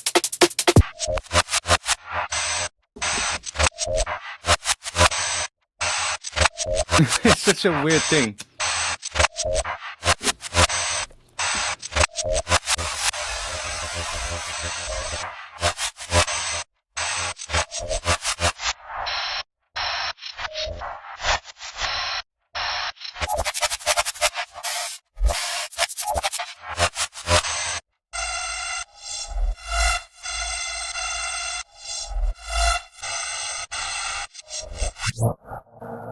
Preset by Mr. Bill, actually.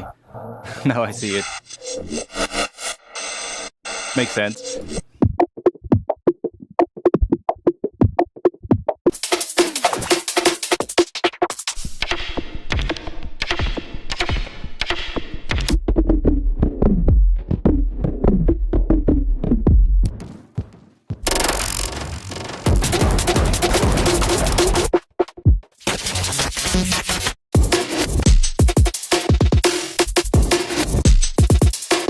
With this sequencer you can do really crazy glitch stuff.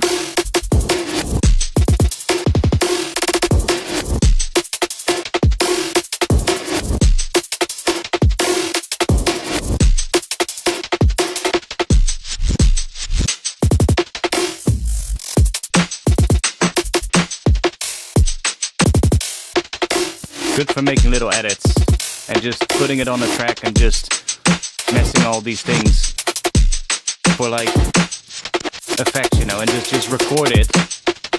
Just record the output and then you can chuck like cuts of that into your drums, so like as like glitches and like fills and stuff like that. So easy to make stuff out of, you know, sounds that you already have.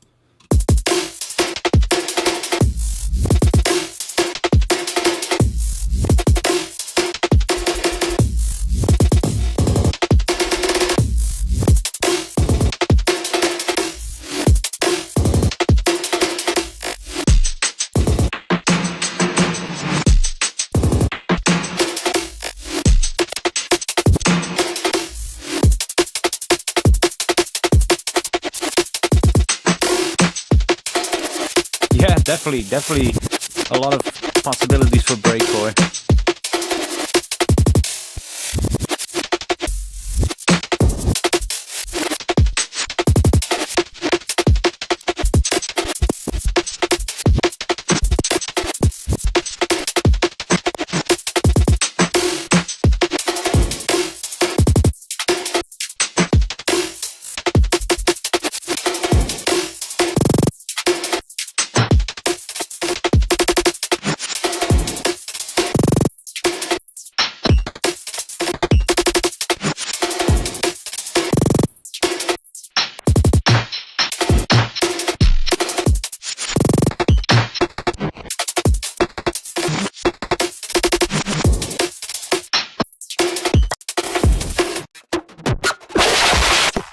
I'm sorry.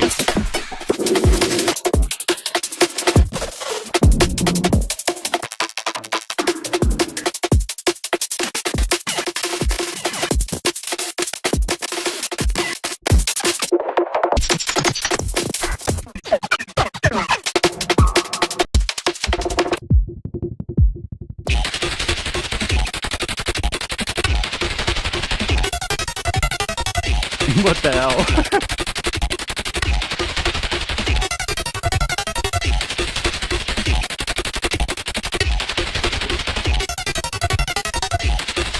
That's so weird.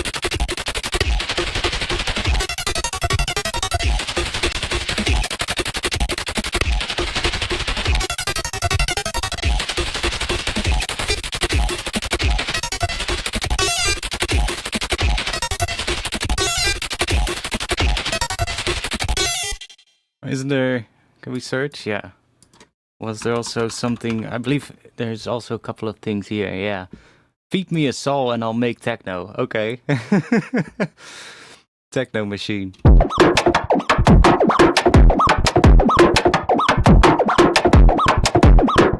I guess I wouldn't call that techno, but I can see why that could work.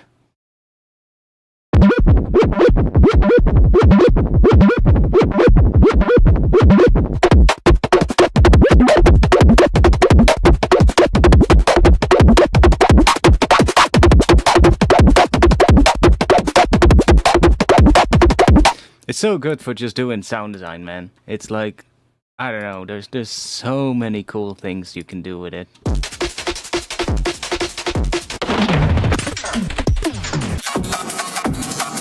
Like even if you are working on a track and you're kind of getting stuck, just chucking it on the master track, you know? And just recording yourself a whole bunch of weirdness.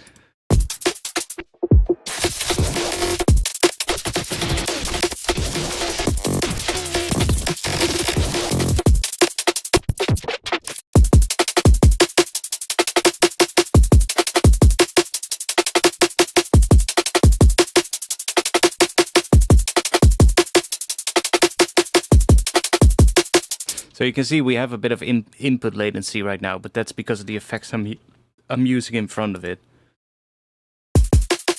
And there's also on the individual tracks there's effects. So, you know, I would probably be good to resample your whole track and then putting it on it so you don't get any latency. But you can kind of see it, right? There's a little latency here. And sadly, Ableton doesn't compensate for that, which is kind of a bit of a shame, but that's a whole different story.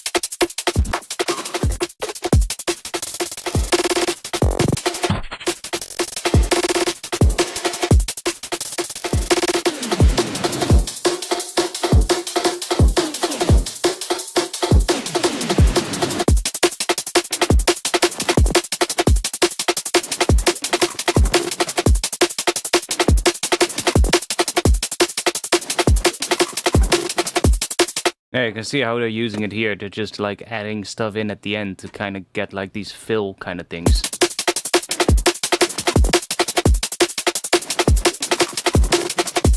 But yeah, you can definitely use it for drum transitions.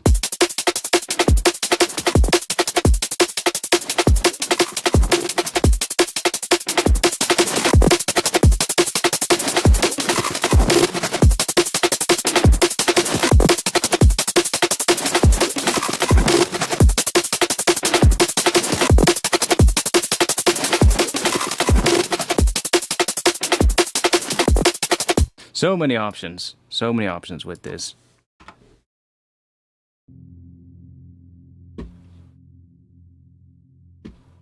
We got a little distracted, but it's fine. Okay, I don't like our sound.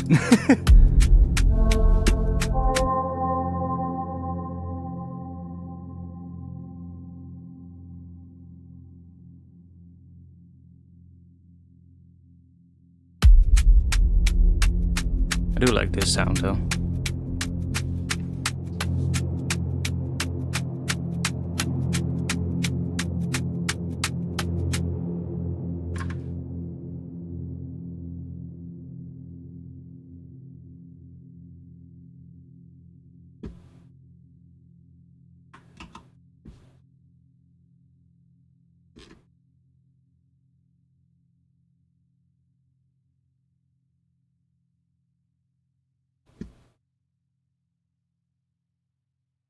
Yeah, it's probably one of the most powerful plugins that I have. Like, it sits in the same category, but it's kind of OP compared to some of the other plugins in this category. But it sits in the same category for me as like Portal, I guess Shaperbox, but I hardly use Shaperbox. Portal, what else?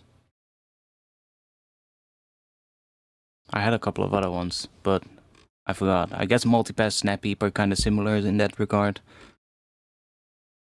Portal is kind of weird because it's just granular, but it does allow for like some randomization stuff that gives unpredicted results, but like Infiltrator is like completely, well, it takes that and it multiplies it by 10 or 100 even, you know?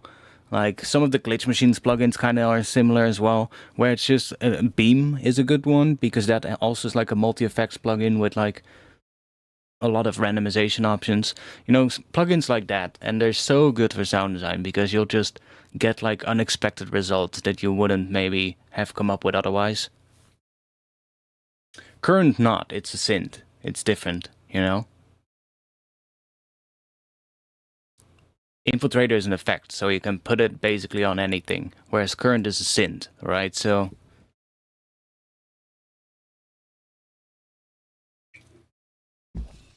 current makes sound by itself, right? Infiltrator doesn't make sound. You have to put it onto something, and then that is the way how it processes the sound that runs through it. But it's so powerful. Let's do a little. Let's find a little sound on F. Probably something based on brass or something.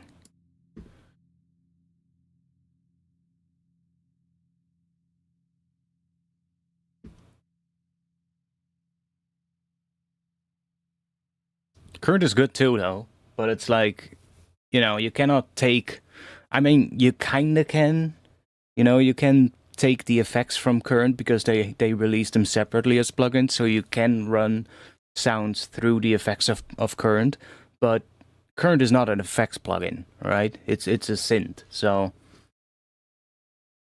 it doesn't have like a. Oh yeah, that's another good one, I guess. Just Serum Effects. That's another plugin similar where you can just use the effects built into it, and it has a ton of them, so yeah, it's kind of similar. And you have like all the modulators of Serum, so you can modulate a lot of it as well. But Serum Effects is kind of a weird one because it doesn't have that many presets for the effects section, and browsing through those presets is an absolute pain in the ass. You know, you have to click a little. Like Serum Effects would be really good for like that same kind of stuff, for like resampling sessions, if it had like a shit ton of presets for the effects panel, and then also a button to quickly browse through them, if you get what I mean. So here you have the presets for the effects panel, but see, you cannot sort of like click with an arrow or something. You have to click here and then go to factory, go to one of the folders, and then click the preset. Whereas in Infiltrator, one, you have just like the thing here where you can just click through the presets. I think this will just load up, yeah, the presets of the synth itself. So it's not like this will load up the effects presets. You have to load those up here. Infiltrator, you can just click through the presets by just using either the arrow buttons or just clicking the big randomize button and just hoping for the best and see what the fuck happens, you know? And that to me is such a gem when you're doing sound design and resampling, because you never know what you're gonna get. And that's kind of the beauty of it, right? You're forcing happy accidents to happen. Which I wish more plugins did that, you know? And there's other plugins that do that, of course, but not all of them do. Like Beam does it as well. Beam has the generate preset thing, and like picking a random preset as well from like the preset browser. So that does a similar thing. But like in Serum, it is kind of good for the same kind of thing, but browsing through all these presets is a pain. So if you're resampling something, it's not as quick to do the same kind of stuff. Although Serum doesn't have a lot of the effects that come with Infiltrator. Infiltrator is just absolutely insane. Like the closest thing I would be able to think of is Shaperbox. But ever since I got Infiltrator, I haven't really used Shaperbox at all anymore. Honestly. It's just been kind of obsolete now for me.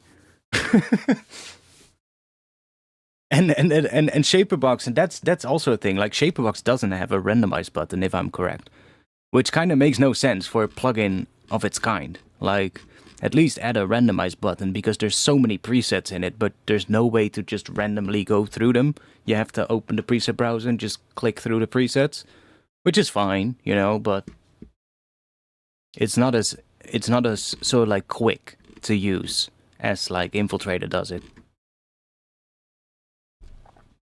And like some of the some of the plugins from Unfiltered Audio are kind of interesting as well for a similar kind of reason. There's this one that I tend, well, Spec Up, obviously. Spec Ops is great. If we just let's just see if we have a right. So we have a bit of a sound here. Let's maybe just put it like that. Like Spec Ops is similar. Also is a tool that I will use a lot for just doing resampling and sound design. Doesn't have a random button, but it does have a lot of presets that are kind of cool. Not even that many actually, but there's quite a lot of cool ones. Well, it does have quite a few with this artist category. And a lot of these will also, because there's different effects in here, and it has a modulation system, so there's a lot of options for getting interesting things. Really, you have to draw modulation from nothing in Shaperbox? Not really. I mean, I guess yes, you will draw the modulation, but that's the same in Infiltrator, you know? Shaperbox is kind of similar, it's just that I find it a little bit cumbersome to work with. Compared to Infiltrator, of course. Like Infiltrator, if I didn't have Infiltrator, I probably would love Shaperbox. You can see I haven't updated it in a while. There's now new things out, I believe, that I haven't really used or haven't really bought. But it's kind of similar, you know? But going through the presets, you know, that's not a... Yeah, that's just a sync that just updates the preset browser. So there's no random button. You have to sort of like go through the presets like that, which is fine. But a random button is, in my opinion, always nicer, because now you're going through the categories basically by one. Whereas if you do a random, it's just going to pick stuff from all over the place, right? You might pick something from the pitch and time category, and then the next one is going to come from the rhythmic category, right? So you're going to get a lot more variety of stuff, whereas now if you click through the arrows, it's just going to go through all of these categories one by one. So you're going to get like similar effects after each other, which is fine, but it's not as you know, it's not as good for like getting unexpected results as a Infiltrator would be. But it's still a great plugin. But it kind of does a similar thing, as you can see. You also have this graph, and you don't necessarily have to draw shapes. You can also use these things. But, you know, that's kind of similar to Infiltrator.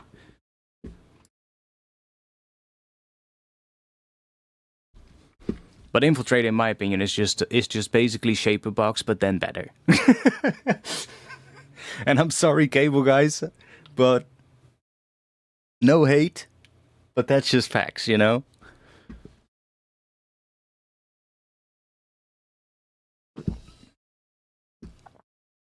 And this, like the unfiltered audio plugins are kind of cool as well. Like this one is really interesting. This delay, which is, it's basically just a delay plugin, but it has like a lot of weird stuff in it. It's not like your average regular delay. It's like a granular, glitchy delay, basically. So it also can do some really weird shit. And that's kind of another one of those plugins that will be in that same category for me. Plugins that I'll use during resampling, basically.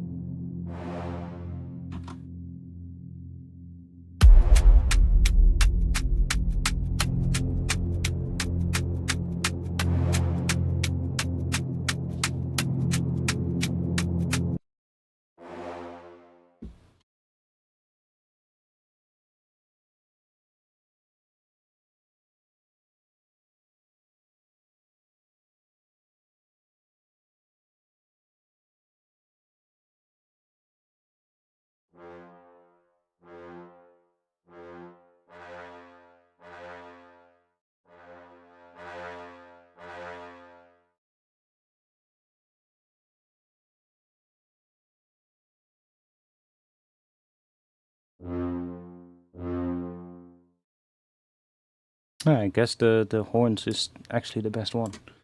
Maybe if we have the full ensemble, can we then also... Yeah, we can also use that one. And that we can just as well use the horns, actually.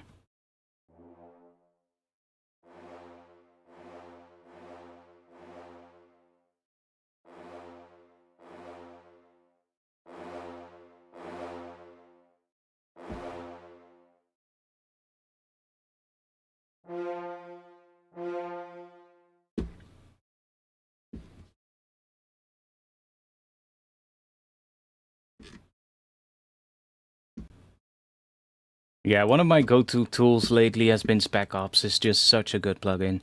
It's like a really good pitch shifter as well.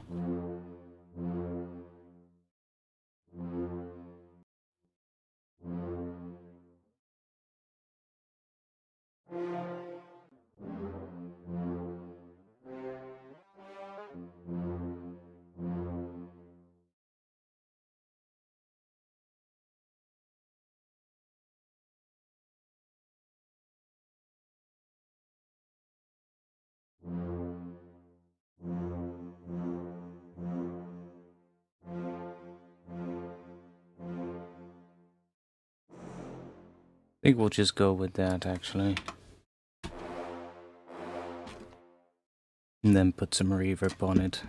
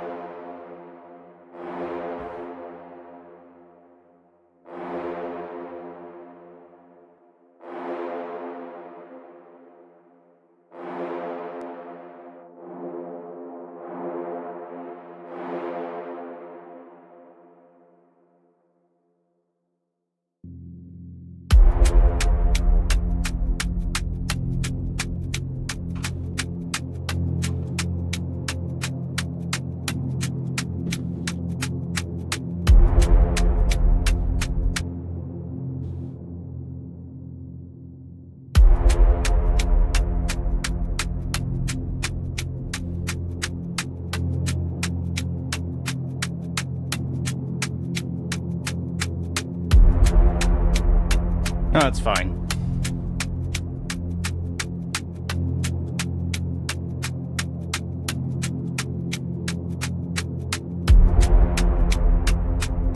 Like, that's a pretty cool sound, but now I wonder what Infiltrator can do to this. Like, Infiltrator is also one of those plugins that is really good for taking a sound and making it different, if that makes sense. Like, it doesn't have to be too different, but just taking a sound and making it less sound like what it does. Like, for instance, this really clearly sounds like a horn patch or like a brass patch. But by using Infiltrator, and Spec Ops is the same in that regard, you can just use it to kind of change it so it still retains some of the quality of that original sound, but also sounds more interesting or more, I guess, original. You know, like everyone can load up that brass patch and call it a day. But by just using something to kind of mess it up a little bit, it might become more interesting, which is...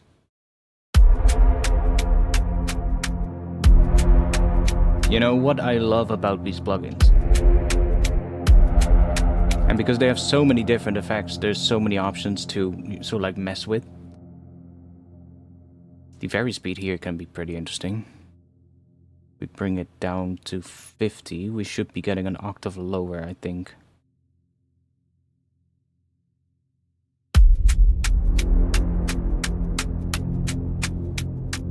It does kind of make it out of time, but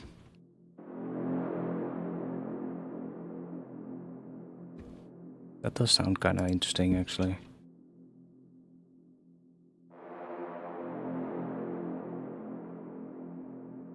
I wish it didn't went out of time. What if we do just a pitch? Can we lock this to semitones? We cannot, but we can hold control. We get fine control. We cannot type a value, right? No, that's something they should add. Being able to type a value, especially for when it's something that uses semitones.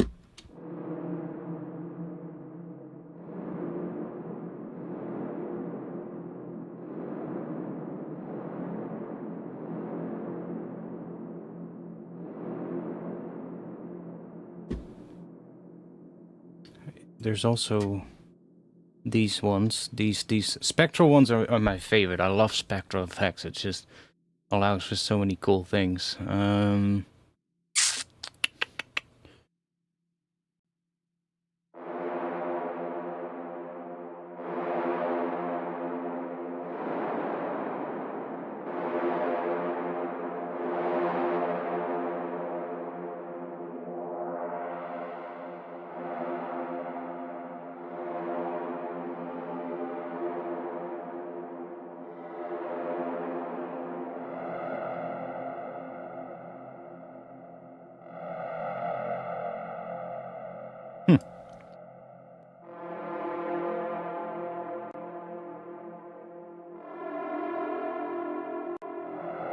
What's that?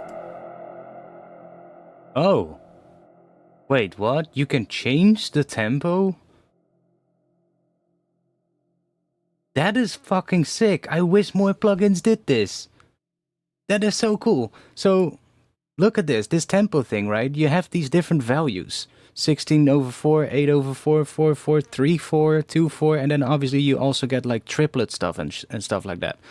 Let's say you don't want the triplet ones, because you're not doing a track in triplets, you know, and you want it to stay aligned to the grid. You can just click this and you can just change the triplet value. That is so cool. You can just say this is going to be 16 and then this one, I don't know, do 32. Goodbye triplet. That is fucking awesome. Why don't more plugins do that? Allow you to change those values. Can you also just turn one off? Oh, we can also move them. We cannot turn one off, so you have to actually change it, but that is awesome. See, that's why I love Infiltrator, you know? They just think of everything. I never seen that button. That's so cool.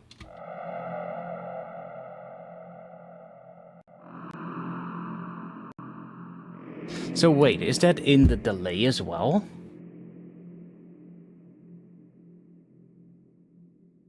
Delay, where are you? Delay.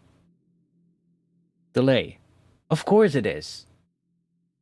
Dude, what the fuck? Why have I never seen this? That's so fucking good. Imagine all your delay plugins just having the option for you to change the sync delay values and just set them to whatever you want them to be. That would be so good.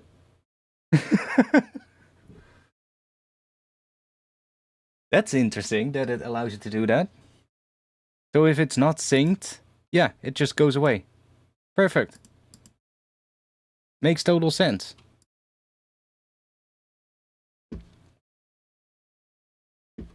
I had never noticed that you could do that. And that is actually such a powerful thing to have. Vocoder.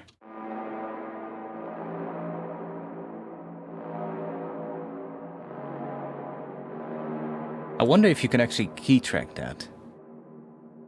Like, you can re-trigger this plugin with MIDI, but that just re-triggers the envelope, so this shape here. I don't think it allows you to key track the frequency here. You can also use audio inputs, but it would be nice if you could key track that.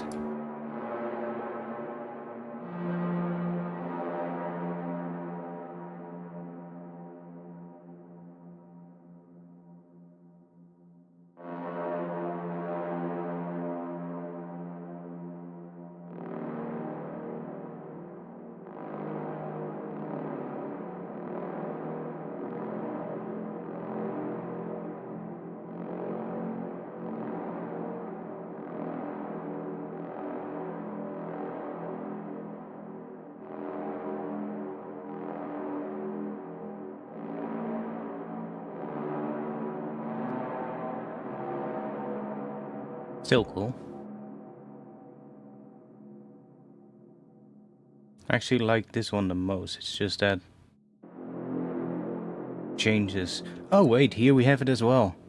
Fucking hell. Of course we have it, because this is also tempo synced. So all the tempo synced effects have that option. That is nice.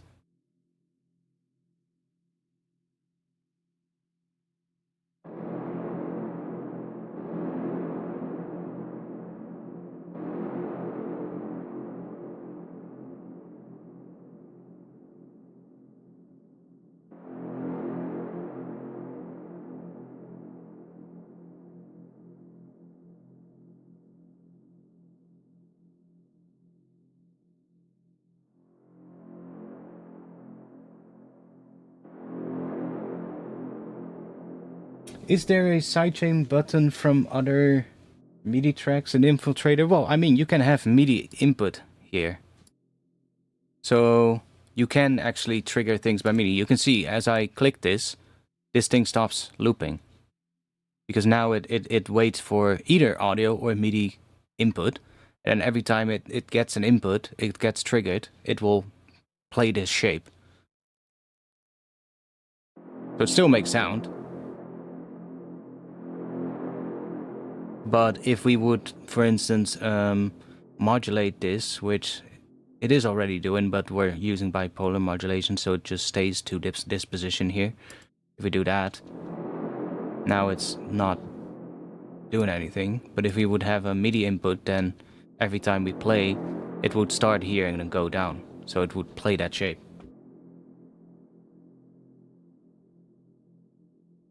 So you could actually do sort of like sidechain things in it as well. I guess you could even use it as a sidechain plugin, because you can just add a gain device here.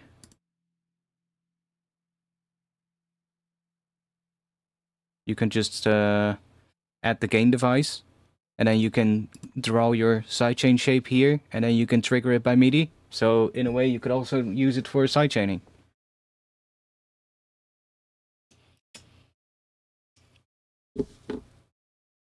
Maybe not as quick, you know, as like using LFO Tool, or what other plugins are there? You know, the Kickstart plugin and stuff like that. Might be a little bit quicker because it's all pre-set up. But if you set up a preset for it, you know, you just make your own preset with the curve that you like. I guess you might even be able to save curves here. More. I guess you can add more curves in here. Just your favorite sort of like sidechain curves. And just use that, because we can save, yeah, we can save shapes. So you can just set up like a whole bunch of shapes for like what you prefer for sidechaining, and then just use that. The possibilities of this plugin are so endless. There's so many more options that you can probably do. Oh, we don't get any... We don't get a delay with this mode. But that mode sounds better. This mode sounds weird. Because it's...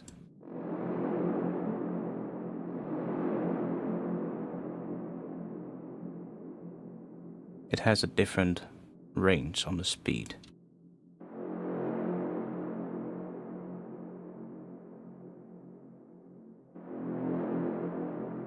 I do like what that does, so let me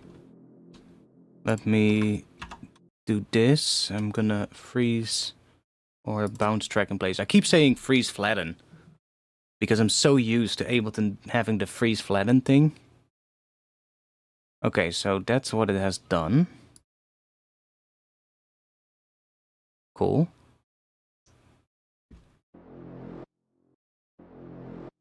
Wait, that sounds different. Of course, because we have the effects that we removed.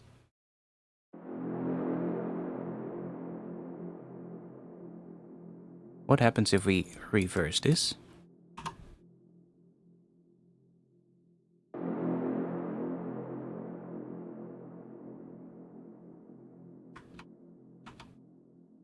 I'm gonna see what happens if we... Let's go back to what we had here. Let's just do one of them. We can duplicate the MIDI after. Let's go and increase the length here. 4/4. Getting a bit quiet, but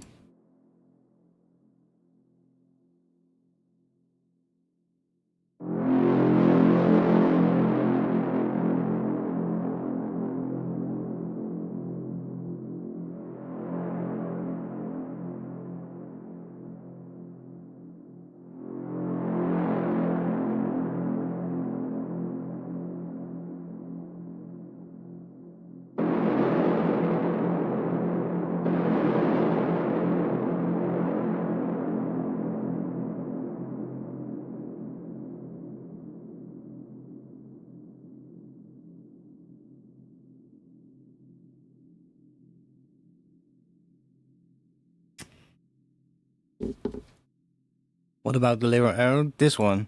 That's just that.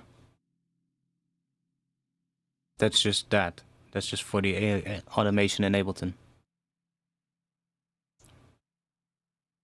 And you can basically add almost anything in here to here.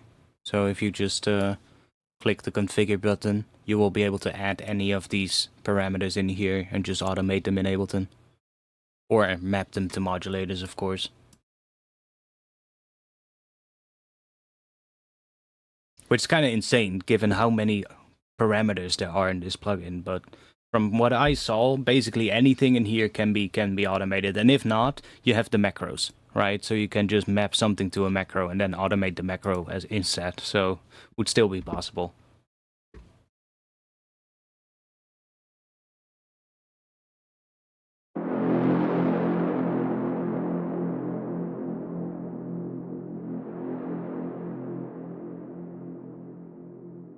I guess we'll just use this then. We'll just I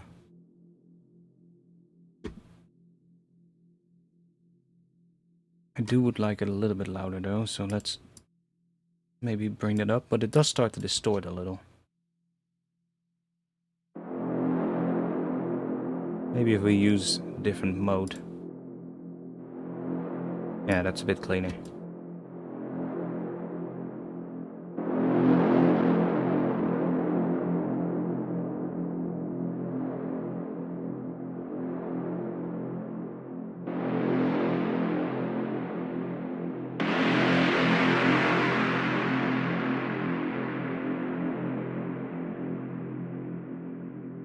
Let's just freeze that.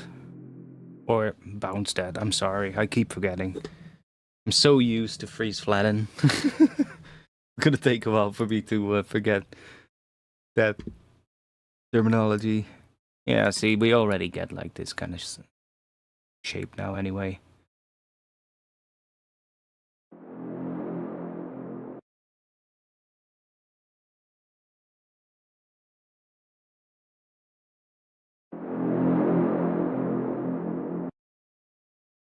So we could also maybe do that so it starts a little bit earlier.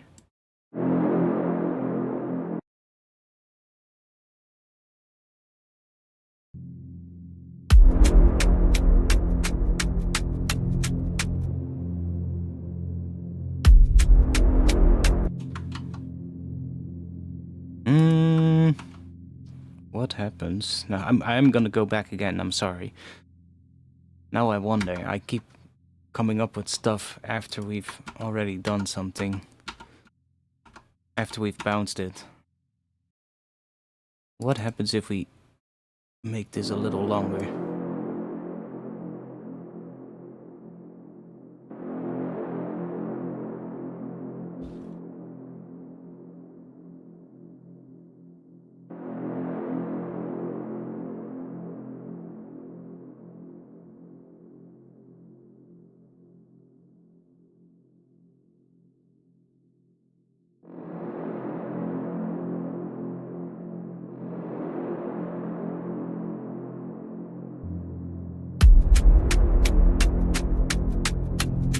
I mean, that sounds kind of good, actually.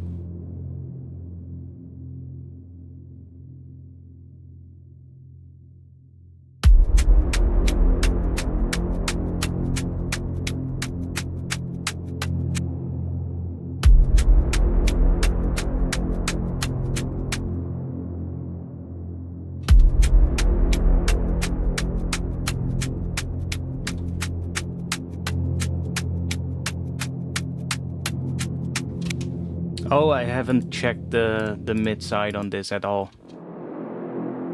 It's pretty wide. It sounds pretty messed up in mono.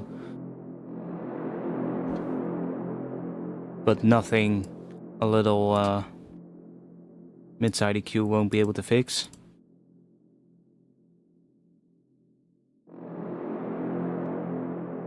Or even just taking like this sound is probably going to be fine if it's mono to begin with. So just take like the left channel or the right channel.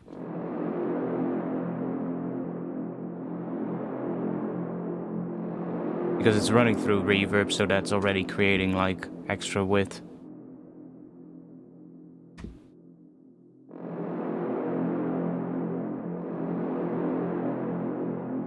Probably would want to EQ it at some point as well, but for now it's fine.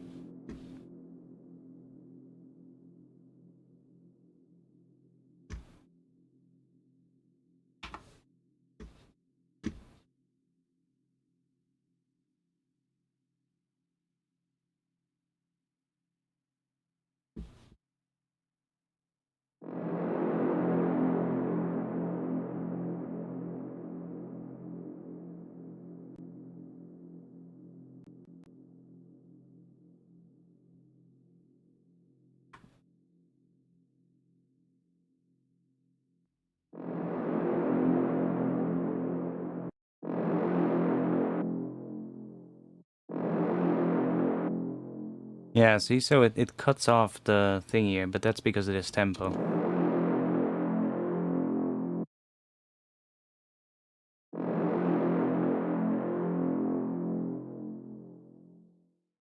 I guess we'll just do that. I'll take the reverb off and I'll add that later.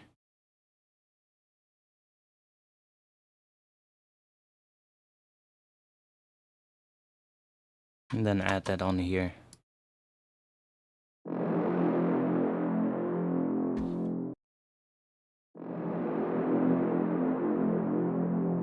See, so that makes it wide again.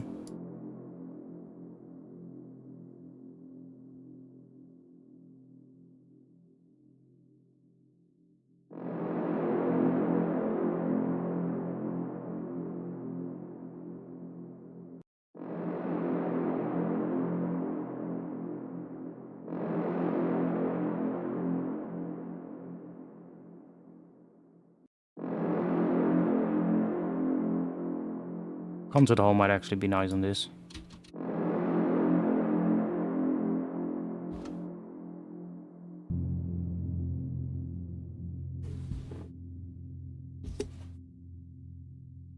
I have the project saved, so I can just hit Control S whenever I want.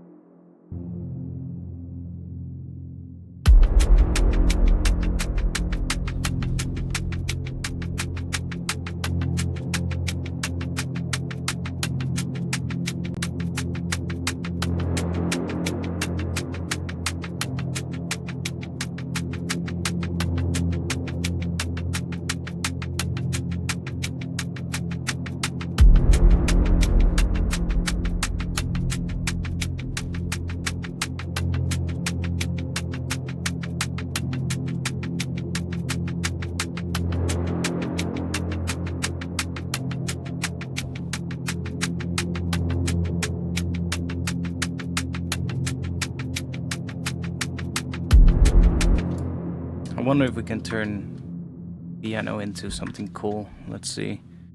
Let's just do... We had...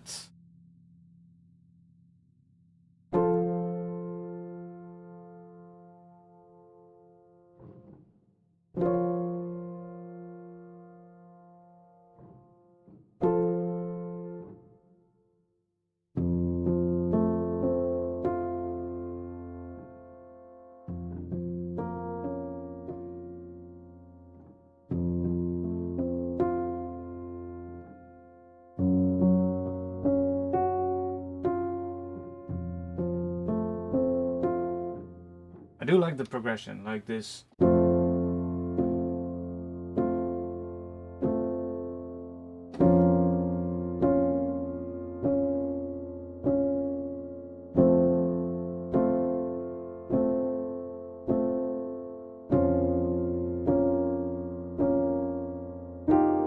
Oh.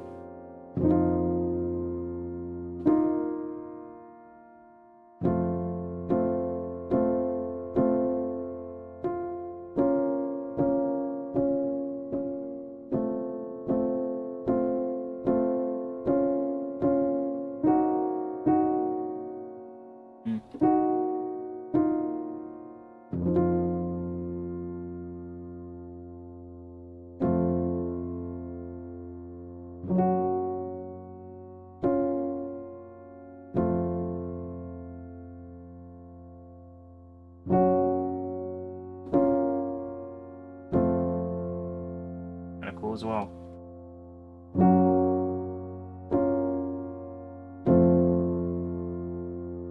Let's see, let's just grab... Was it?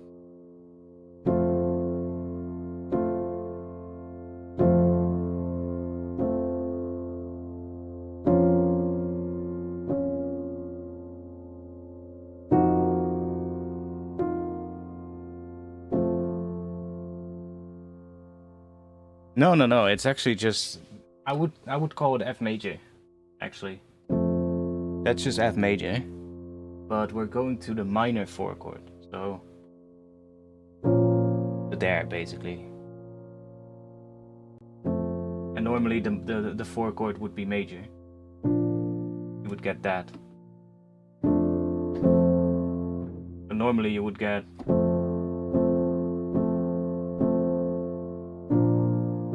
that. Which is kind of what you would get in F major, but if we borrow the 4 chord from the parallel minor, which is F minor, obviously, we get that, which is really beautiful. Then you get this major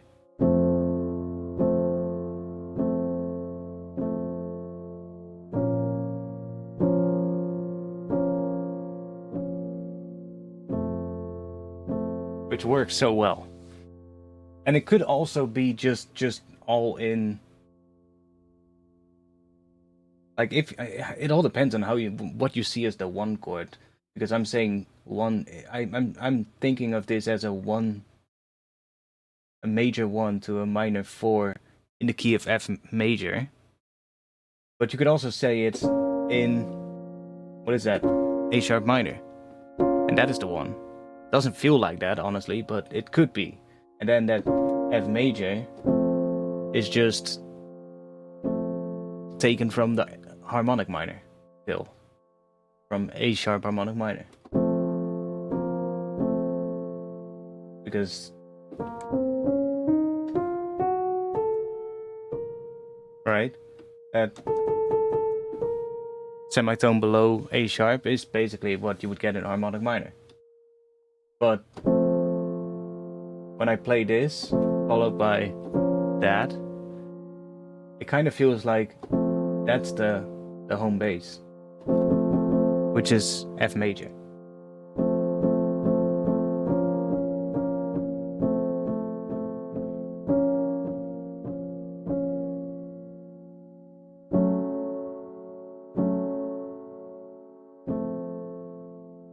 So many cool options.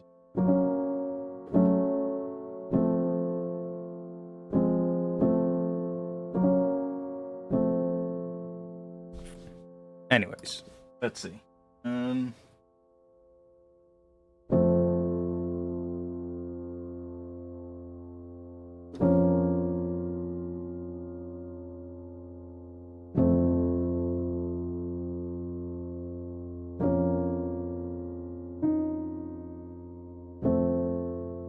What if we just take that?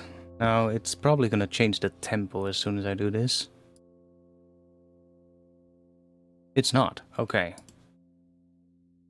Weird. Sometimes Ableton changes the tempo when you use the capture feature, but it doesn't always do that.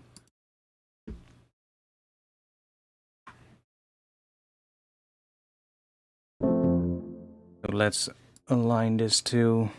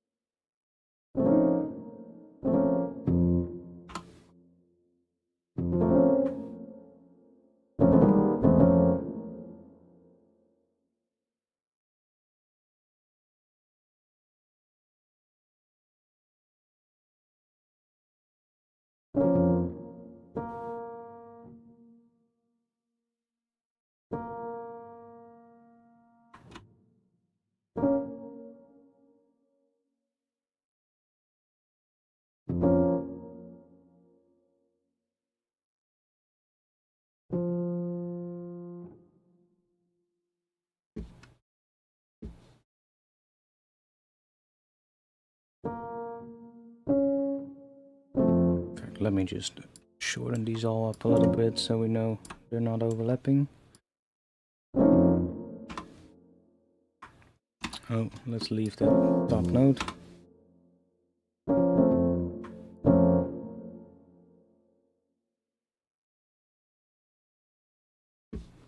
And I guess we can just chuck MIDI length device here to make sure it actually does the whole length.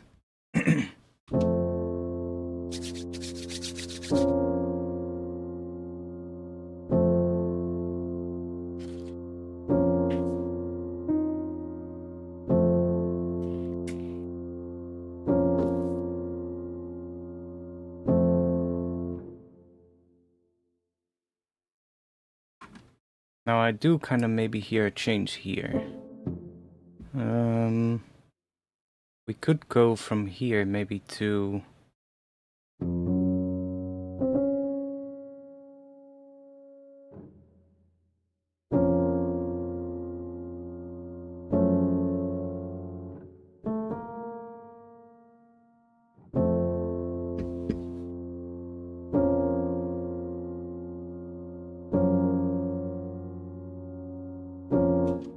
And then it kind of almost wants to go back to here, I guess.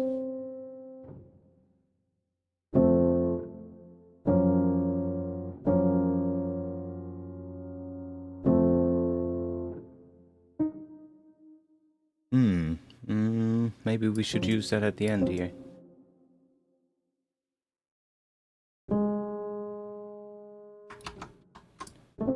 What if that is that?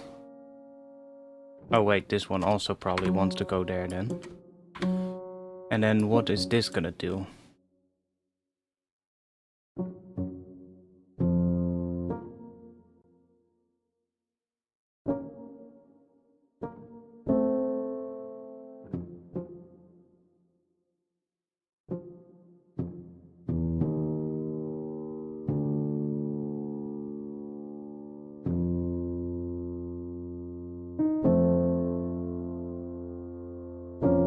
Yo, Bugni.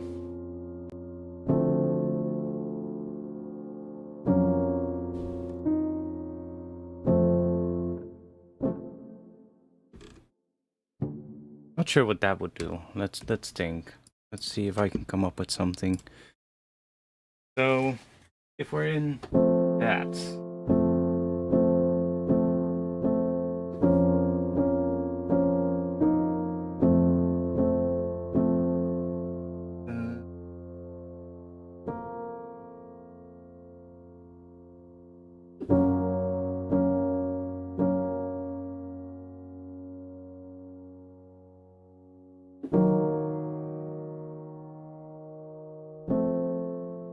Going from D sharp minor to F major works pretty well.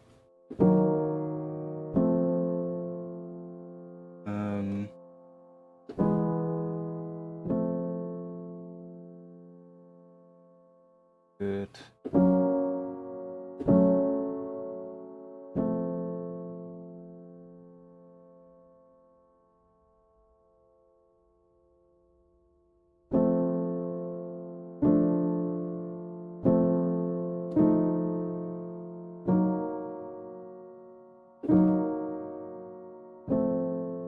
Oh,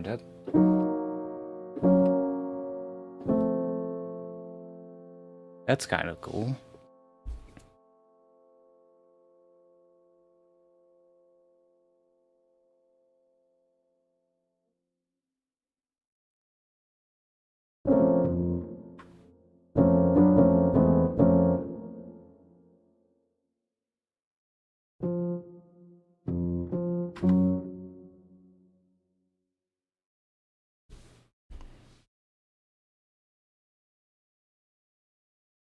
So that was...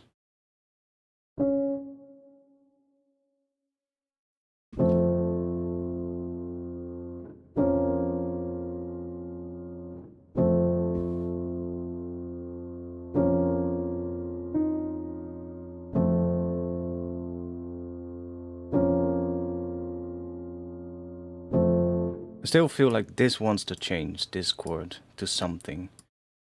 But I do think that that end would be really cool, which is if we change, that's A sharp, that's C sharp. If we change, take that out. Let's just do this, and then have that there, and that one being that, so we get... That works really well as a change, but then what would that want to be?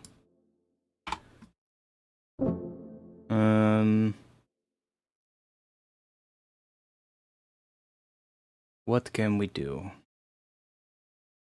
A. That'd be weird.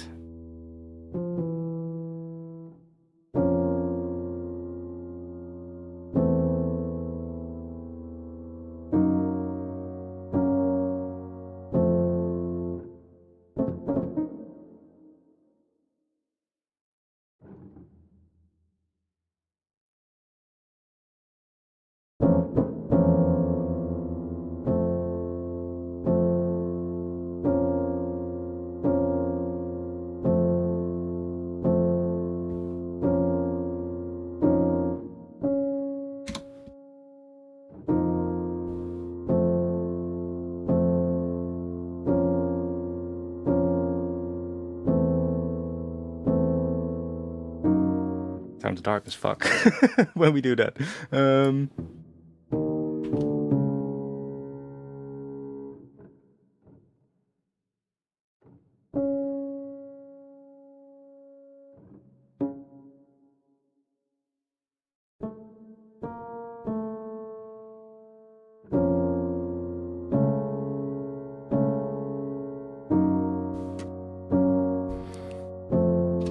I'm wondering what could be really cool there.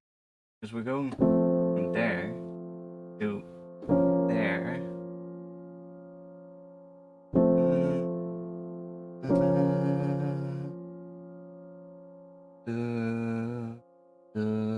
What?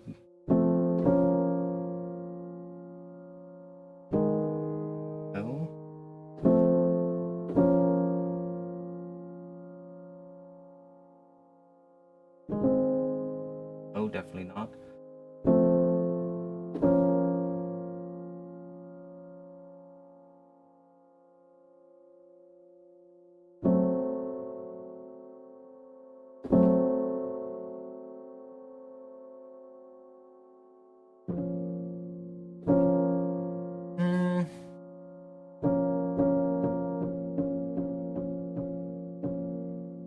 The fifth chord of that, of A sharp minor, is F major. Okay, so we're already using F major. What if we change that?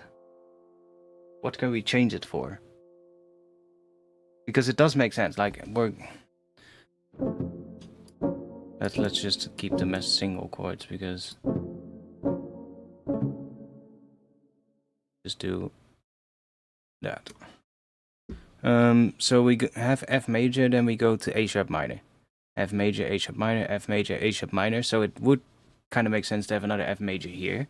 But I don't want to, because it kind of sounds like it wants to change there. But what can we change that F major for?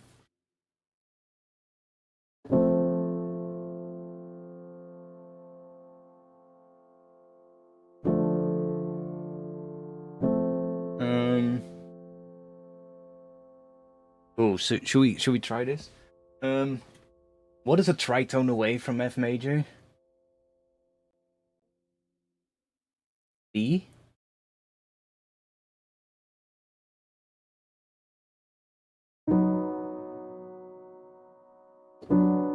D minor?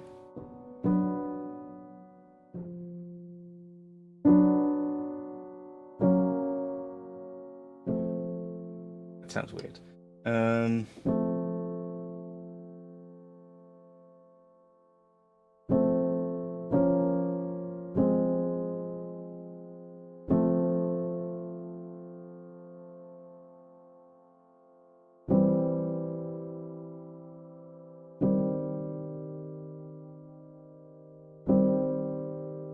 What are we getting after it? We're getting F sharp major.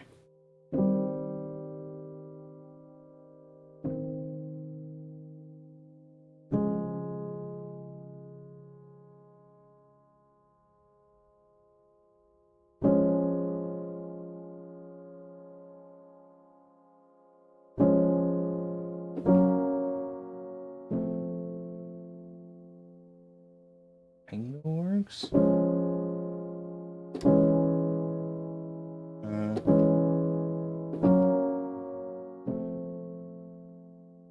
Don't like it.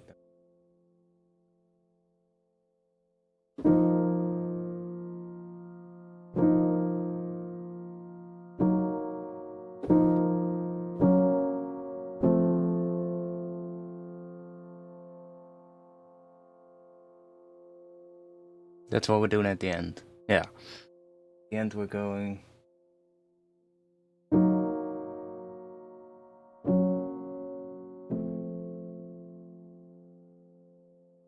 Maybe we should just do that at the end. I'll just move this one here.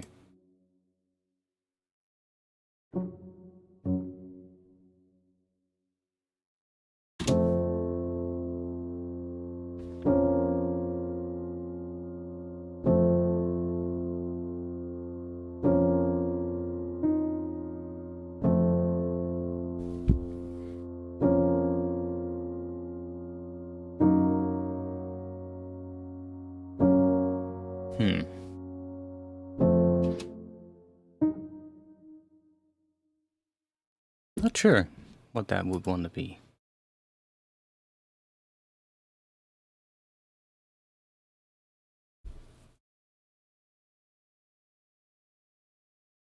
Yeah, I'm thinking what could work, like... Let's think of it maybe as being A sharp minor, which is kind of what this comes from.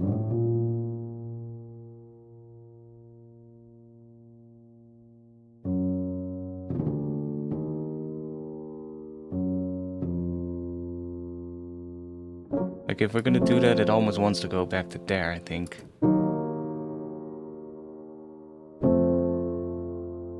Which makes sense. Then we could do the... which would be...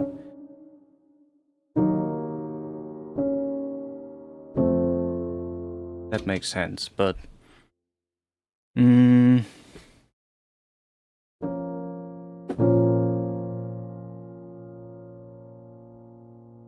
Full chord.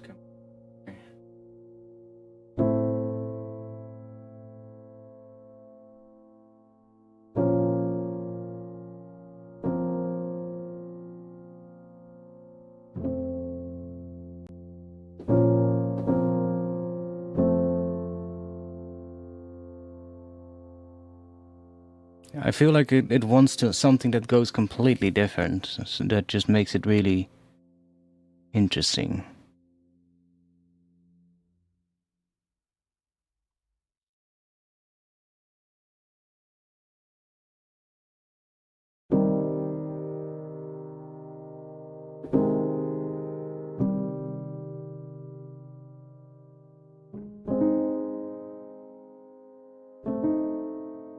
Ooh. Diminished chord?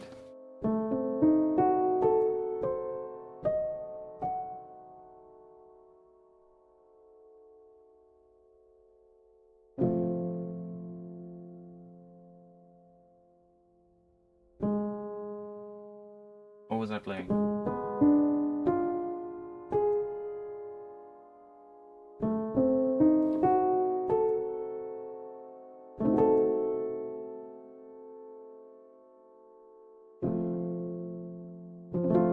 Which diminished chords leads well into F major? Because I do like the sound of a diminished chord.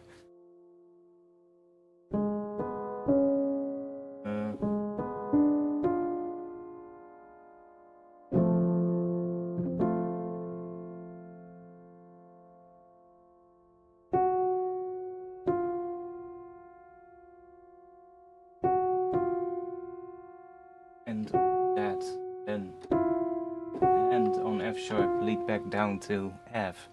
What will we get then?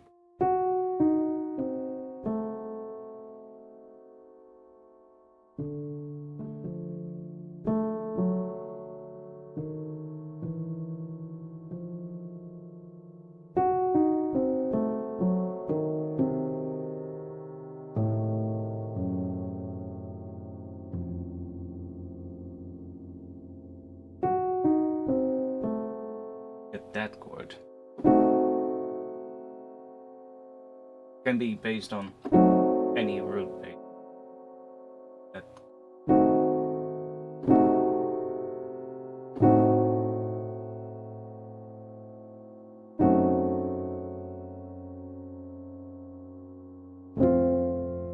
Does lead very well back into F major, that's for sure.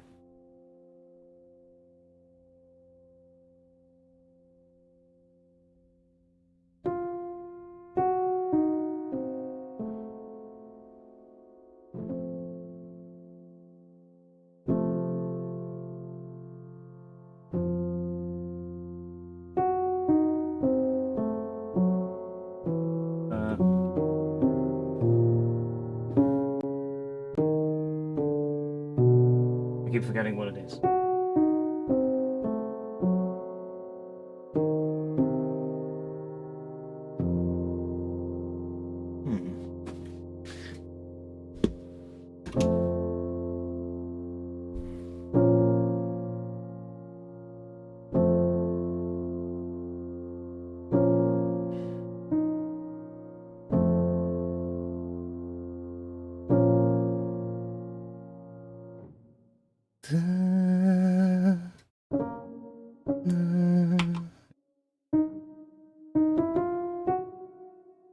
Definitely hearing that maybe after it.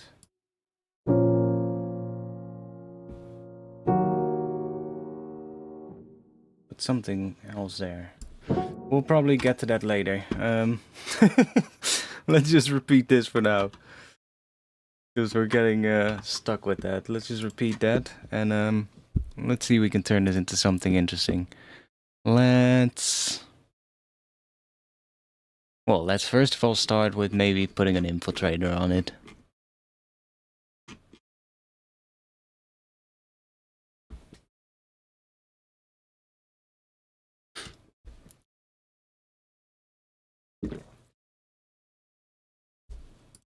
So there is these atmospheric presets. Maybe that could actually be really cool on this.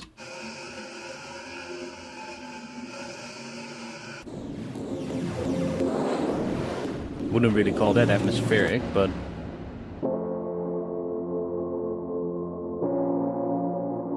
that's more atmospheric.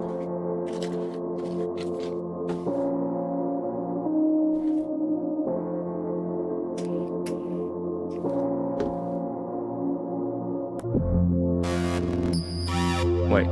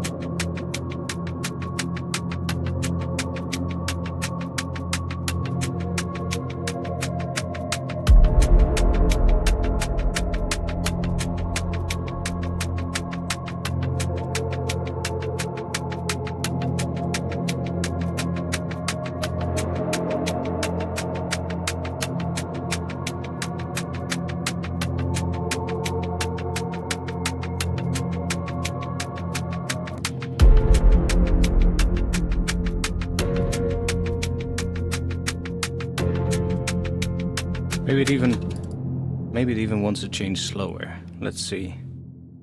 Let's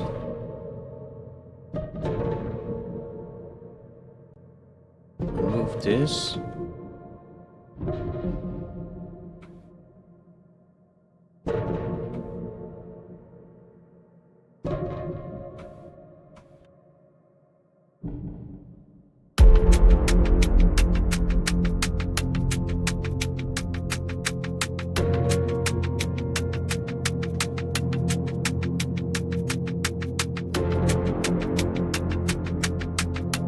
Don't mind that.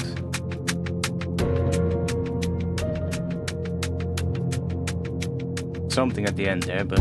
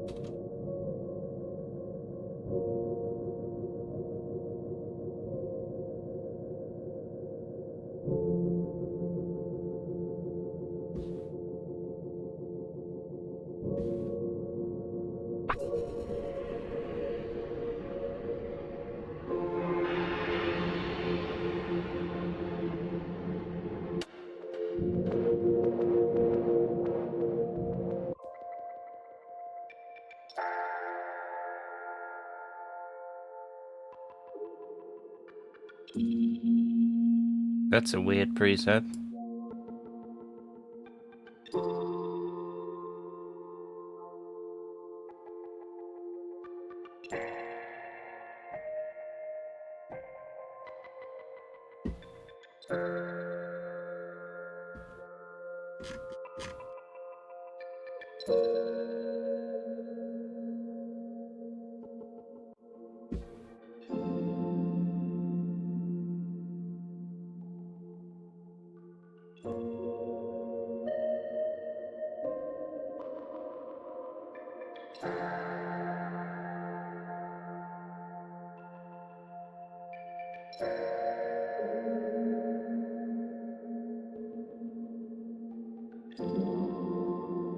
We're getting quite a delay happening here for some reason, but...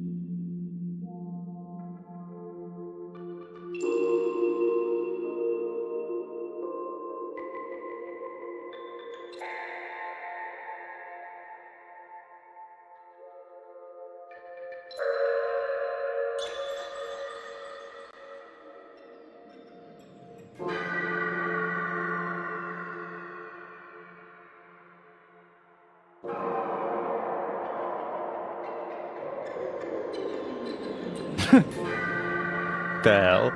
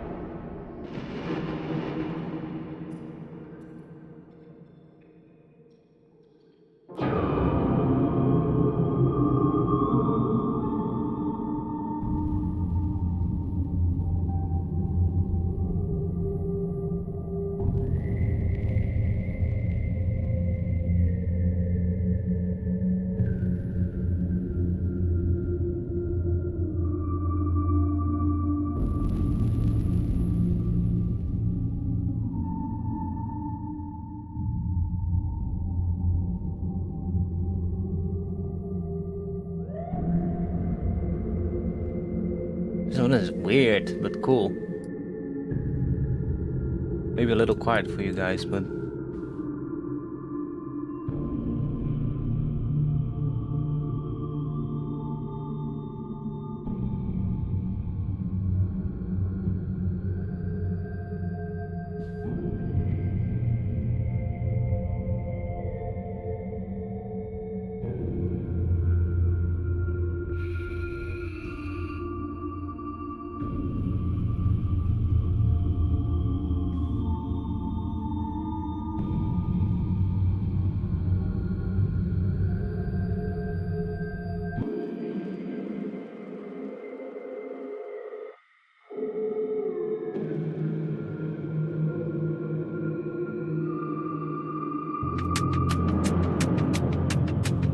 Probably better to hear the context, actually.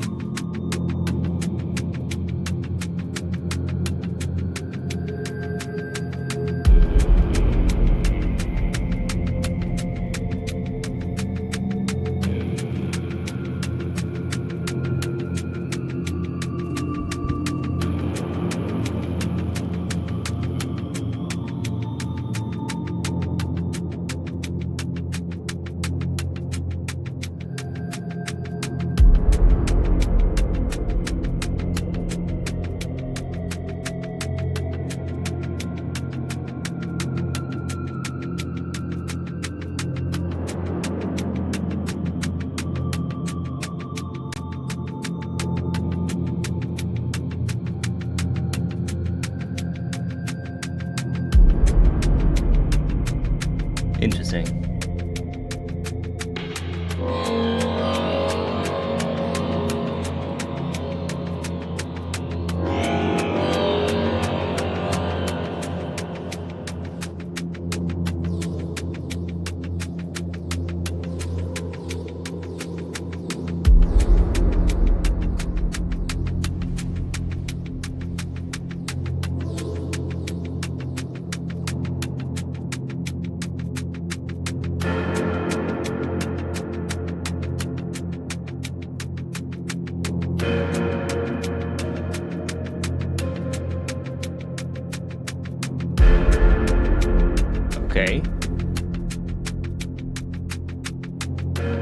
You agree, though?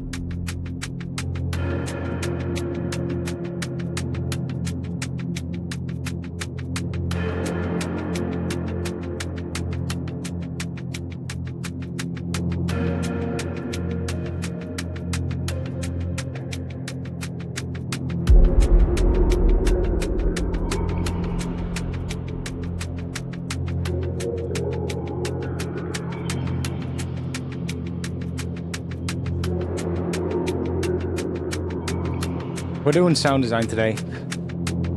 Last week we did bass sound design in the key of F, so we're kind of making some other sounds now.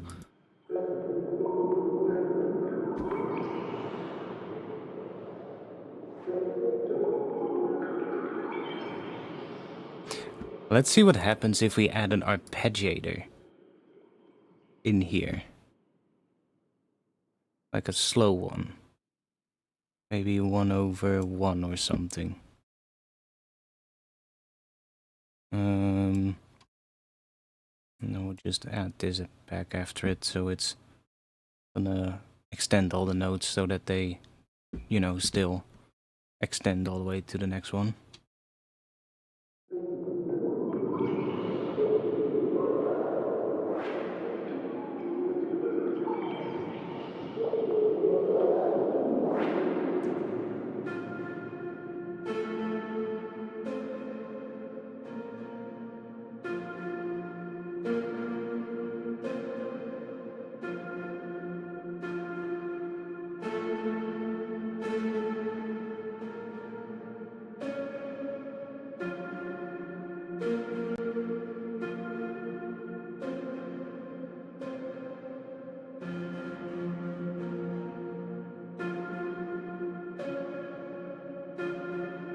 What if we group that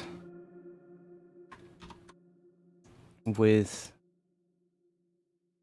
itself?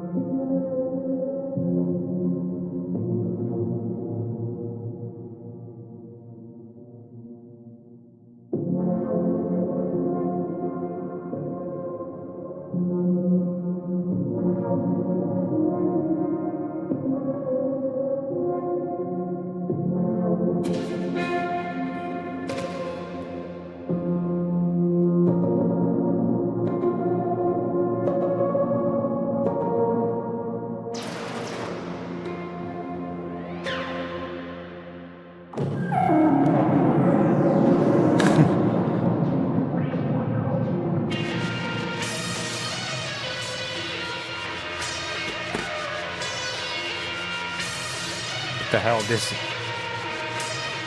That almost reminds me of something. It almost reminds me of... What is that track? And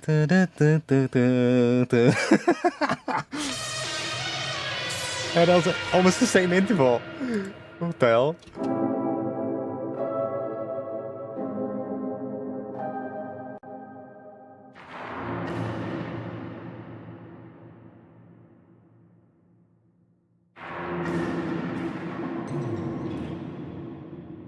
Makes such weird sounds. Which song is that? Yeah, I can't come up with. What was the fucking name of that song again? Such a famous song. It's like that one song that everyone learns when they... What is it? I can't come up with it. Was it Seven Nation Army? I believe it was. It's almost the same intervals.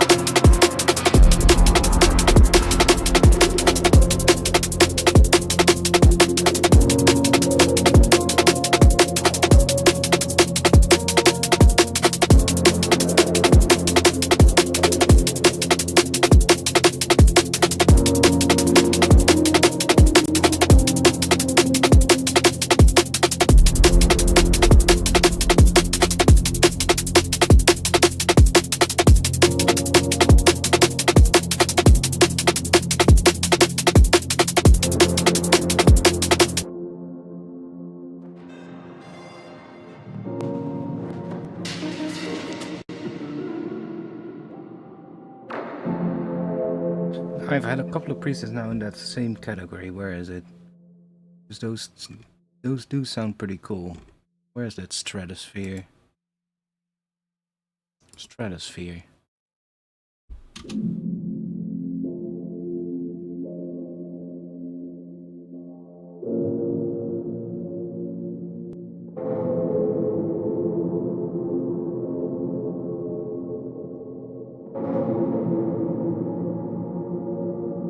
Yeah, white stripes, that was it, exactly.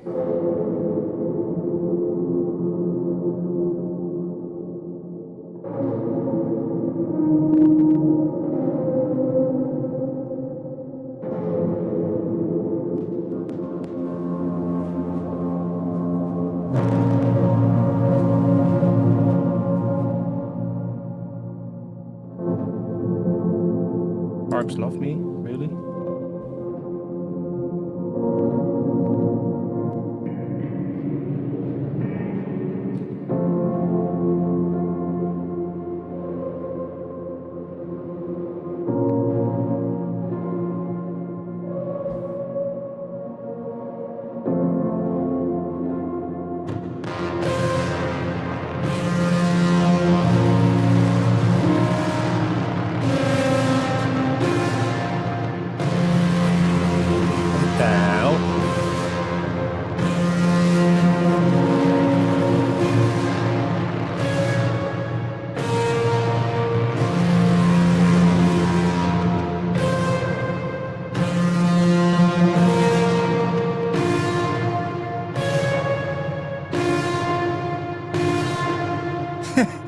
Okay.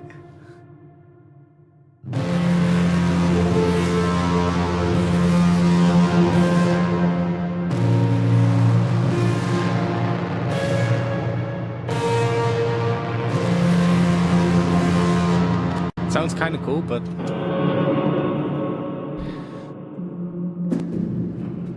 not sure if Infiltrate is going to give us what we want on this sound.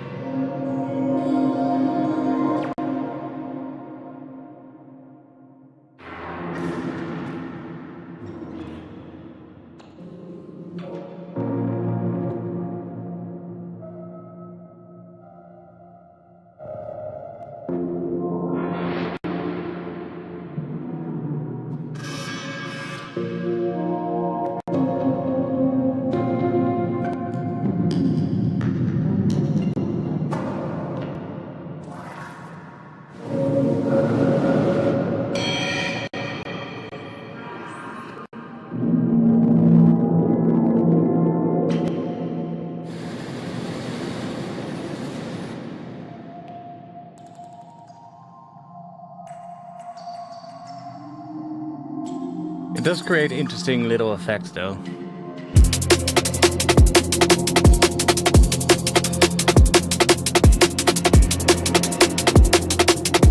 Okay, that doesn't sound too bad.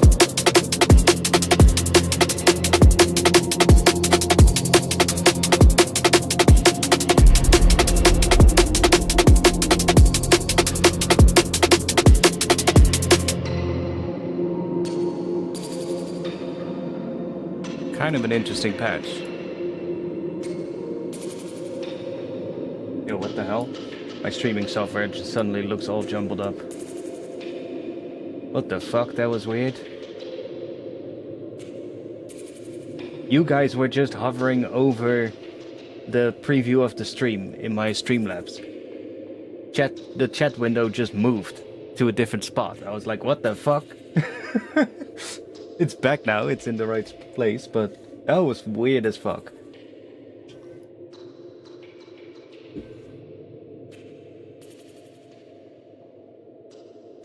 Wait, is that siren outside or is that in the patch? Oh no, that's outside. Fire brigade or something.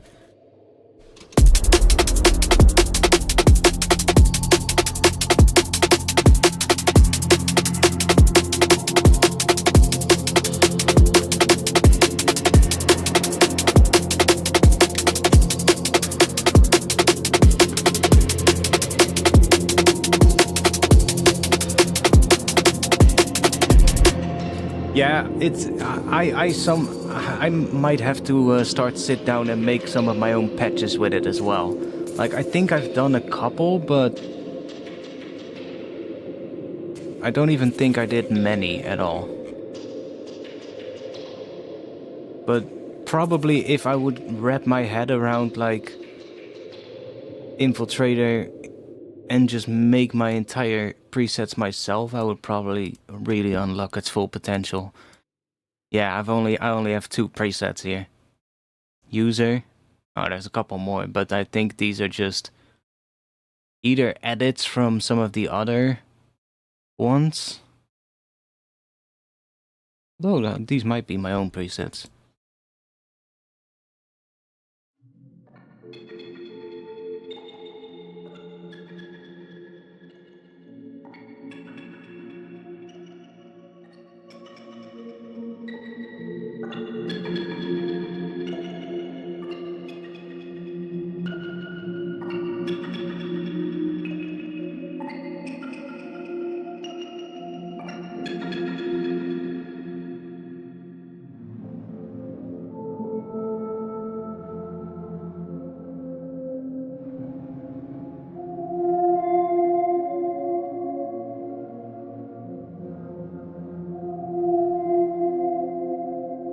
I'll probably sit down one day and just make a whole bunch because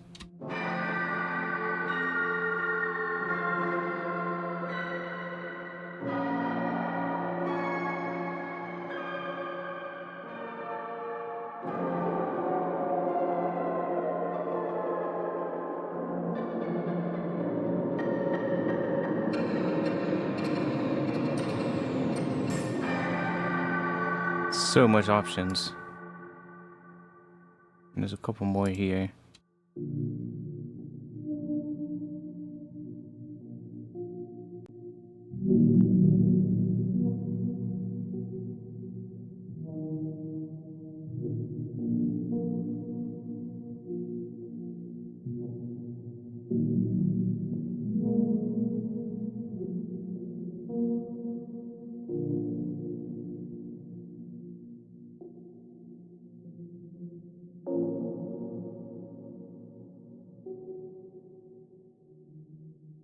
Yeah, I would really have to sit down and spend time with it.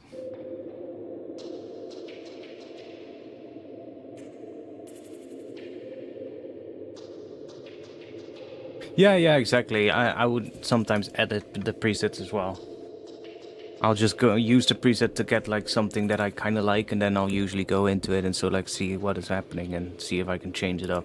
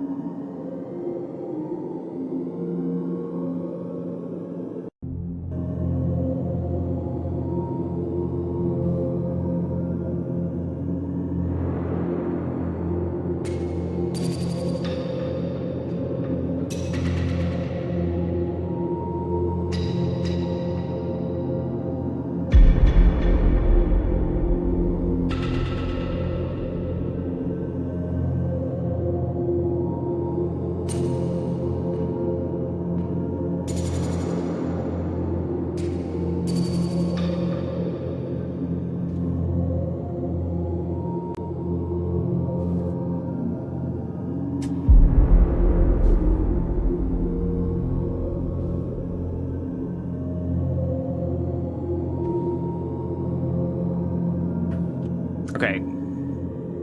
We got some cool stuff, but let's just do some more sound design. It's already getting relatively late. We've completely lost track of time, but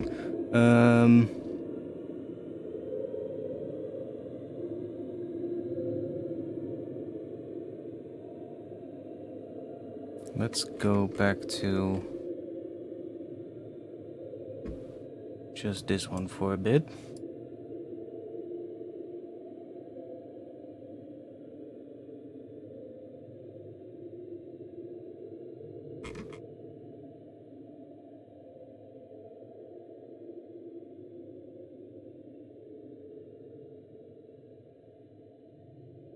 So I noticed something as well. If we are in this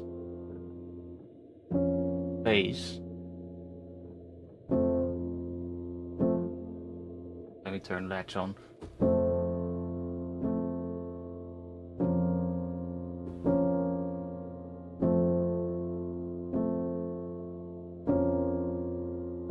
I guess on top of that, just I don't know how we got there, but we would actually be able to fit traditional Japanese scale. Because what was it? If we're in there, we get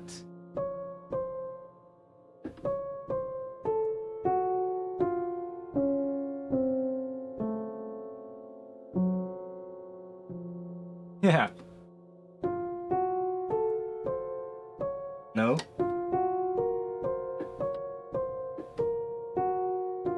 Yeah, that fits perfectly on top of it. Yeah, chords are actually pretty interesting. I don't know how I came up with it, but it sounds cool.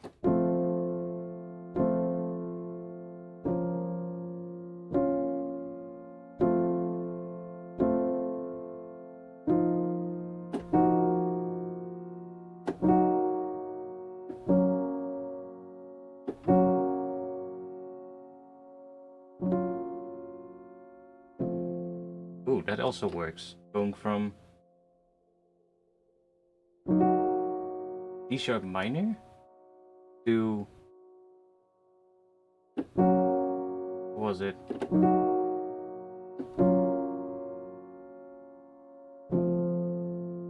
That's D sharp minor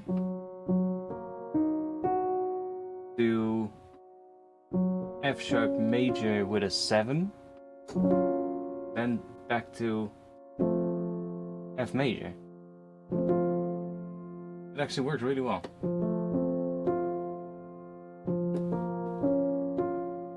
So the main thing was just F major to the minor 4, which is that, back to that. But I just realized that on top of that you kind of can fit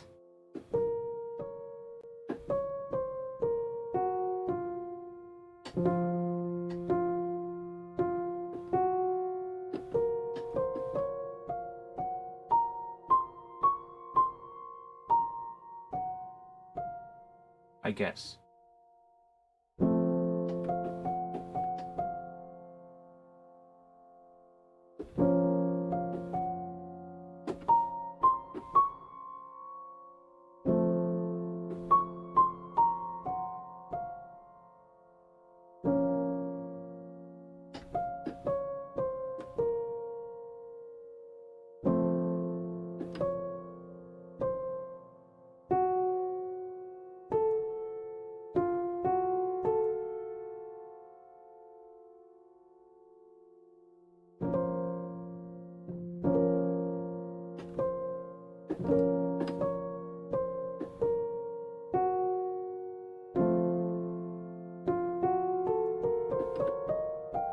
I guess you can just hit the harmonic minor on top of it.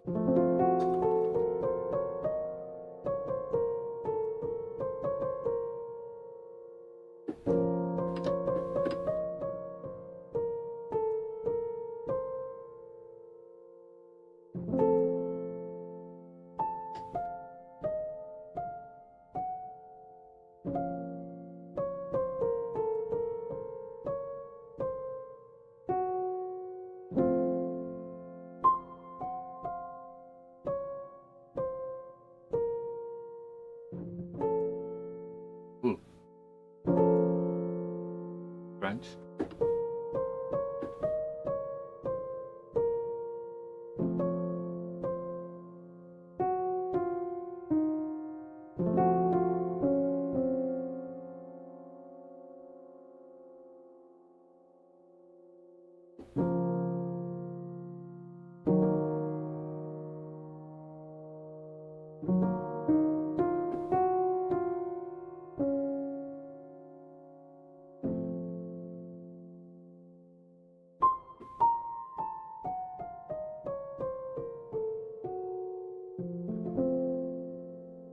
Yeah, really cool sounding progression actually. So many options with it.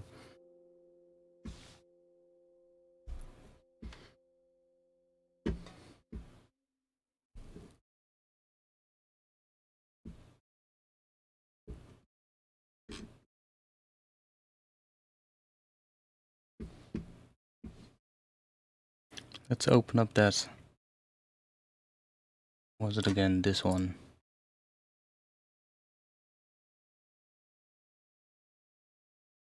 See if we have some cool things we can do that. So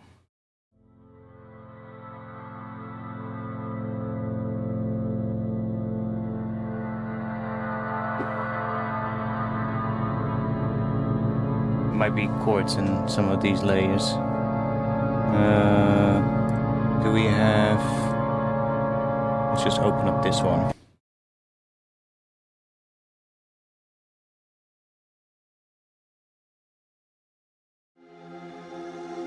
That definitely has a chord.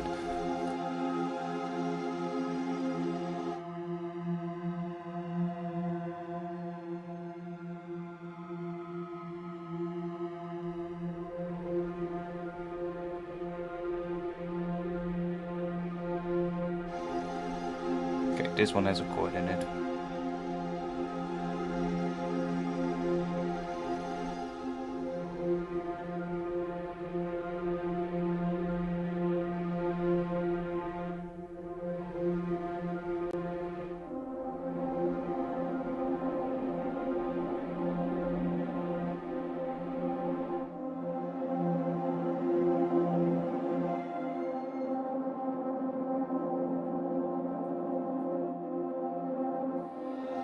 These names, man. Greedo is gonna probably be like, hey, that's Dutch. Some of those names.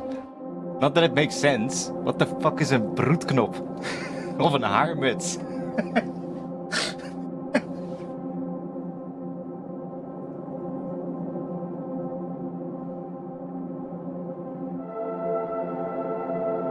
This layer also has a chord in it.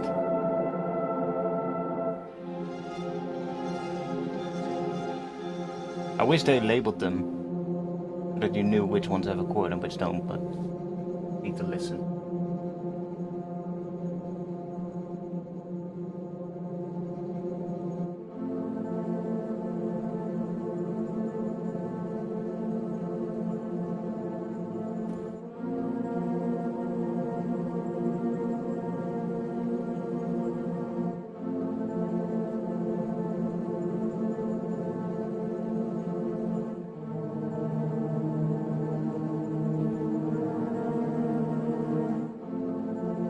Broedknop.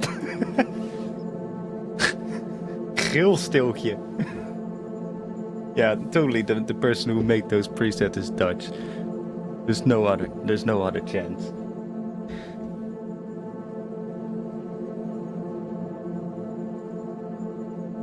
Has to be. Why else would you name them like that?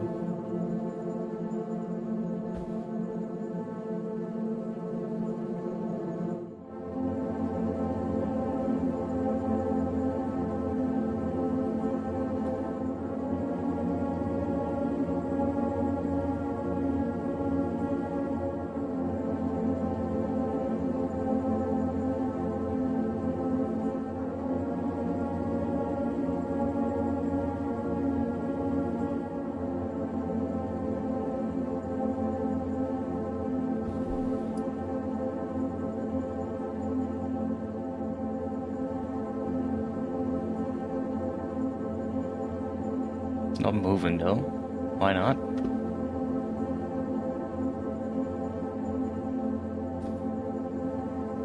start moving. Okay, there we go.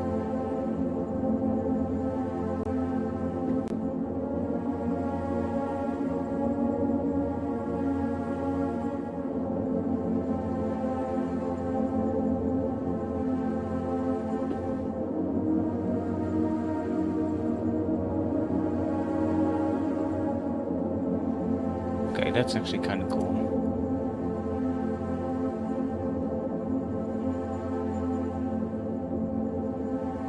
Shut up. So, guess we can do a click real quick. Do that. Yeah, okay.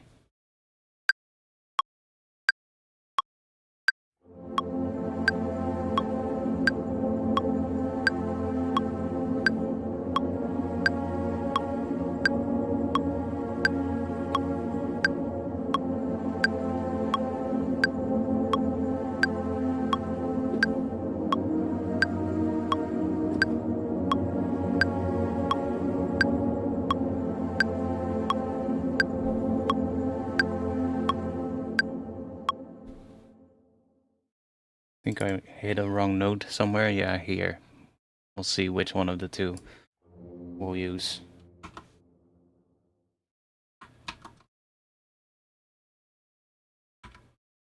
Let's just quantize this actually. Quantize to, I guess, 1/4 notes. And as well. There we go.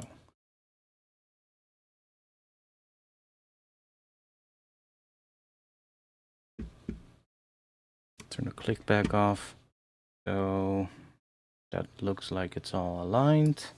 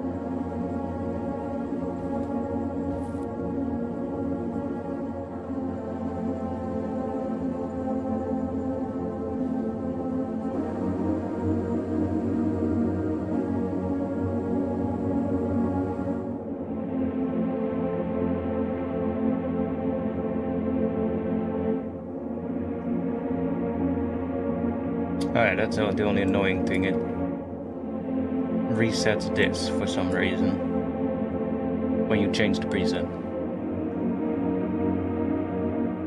But it does make for some pretty interesting pads, this library.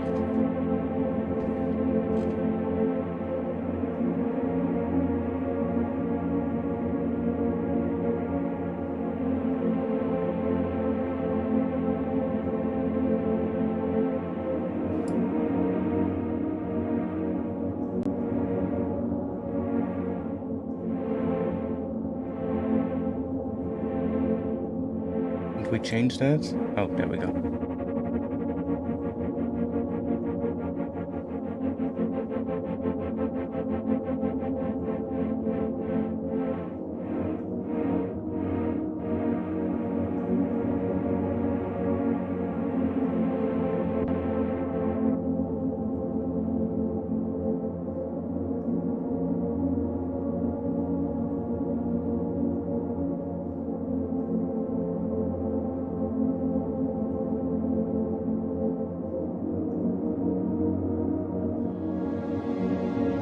What the fuck?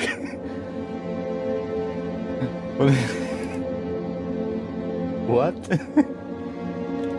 Gerimpeld boogsterrenmos. What the fuck does that mean? It either is a Dutch person, or it's just somebody who used like one of those generators that generates random Dutch words or something, because yes, these are Dutch things, but this doesn't make any sense.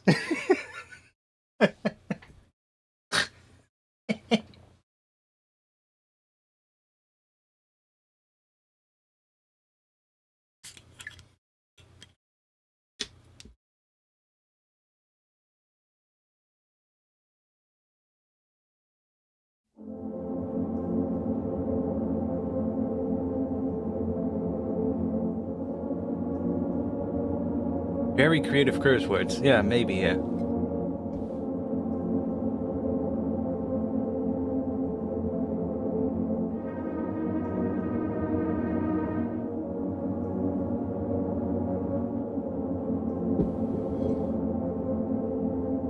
I actually liked what happened on that high note there. So I guess these are sample based, so it might even be the case that on like higher notes it triggers different samples.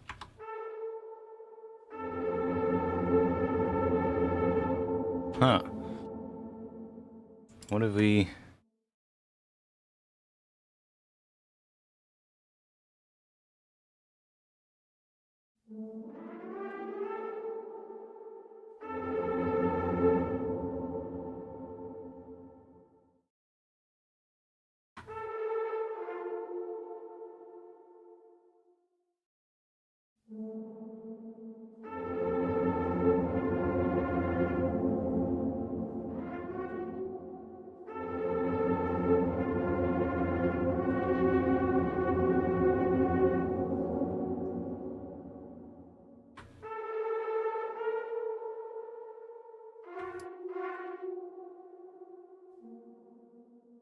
Wat nou, broedknop?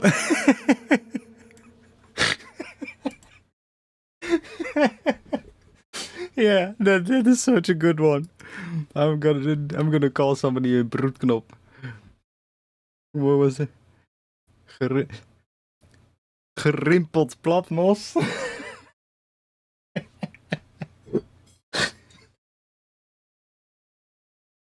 It could actually be like a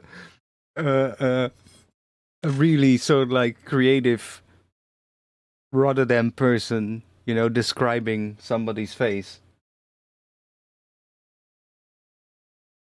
Like in Rotterdam, people generally are pretty creative with their curse words.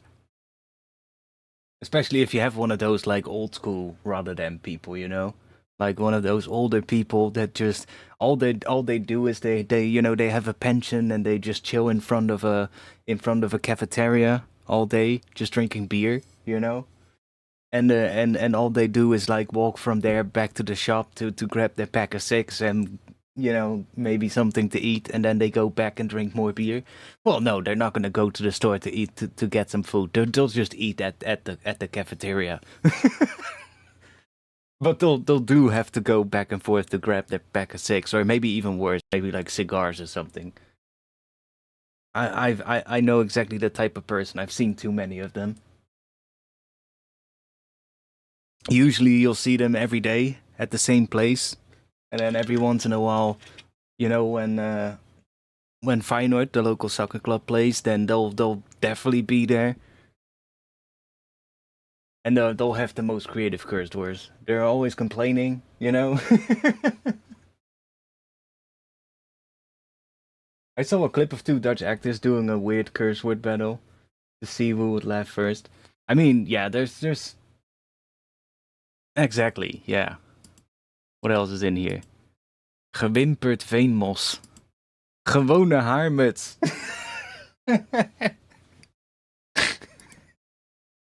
I almost said this set gewoon appelmoes, but it's appelmos.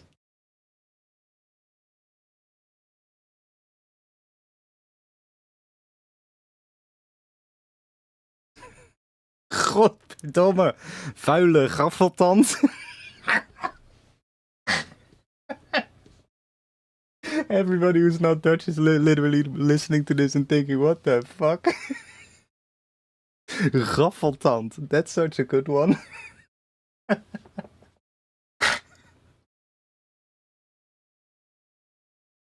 Oh, these are amazing.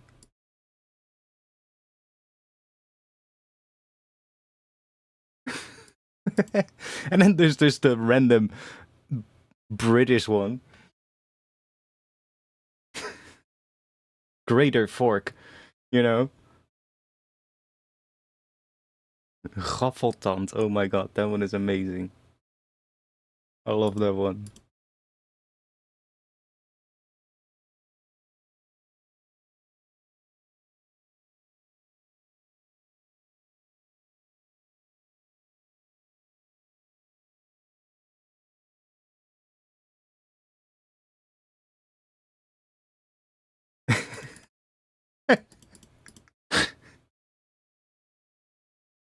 Oh my god. Who came up with these names, man? Holy shit.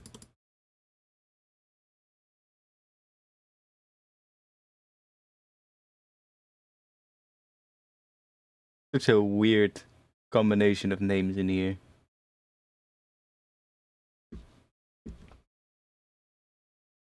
Vuile gaffeltand.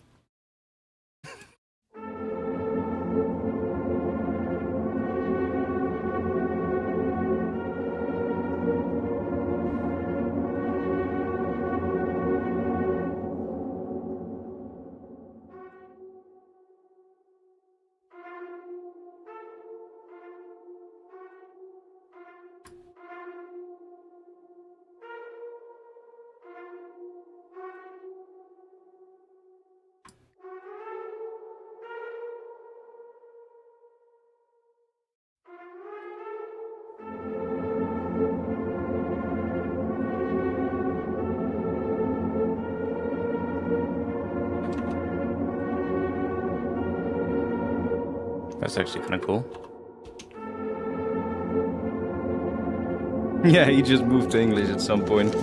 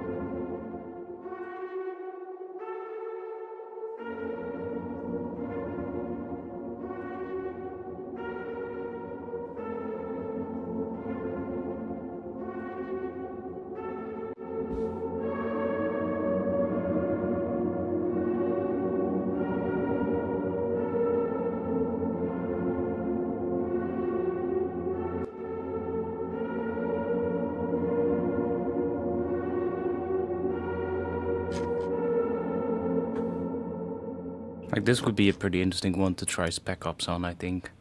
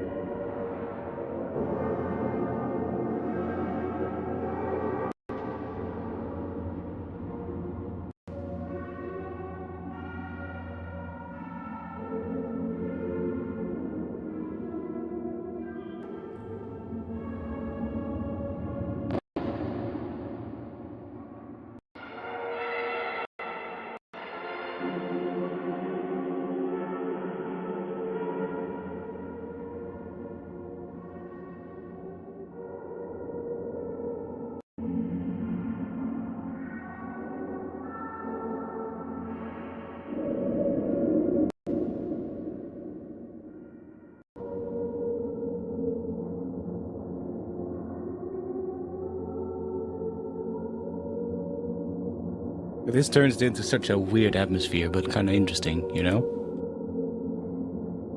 Usually do add a little bit of OTT after this if I use Black Ops, because OTT never hurts to hear all the little details that it creates, you know?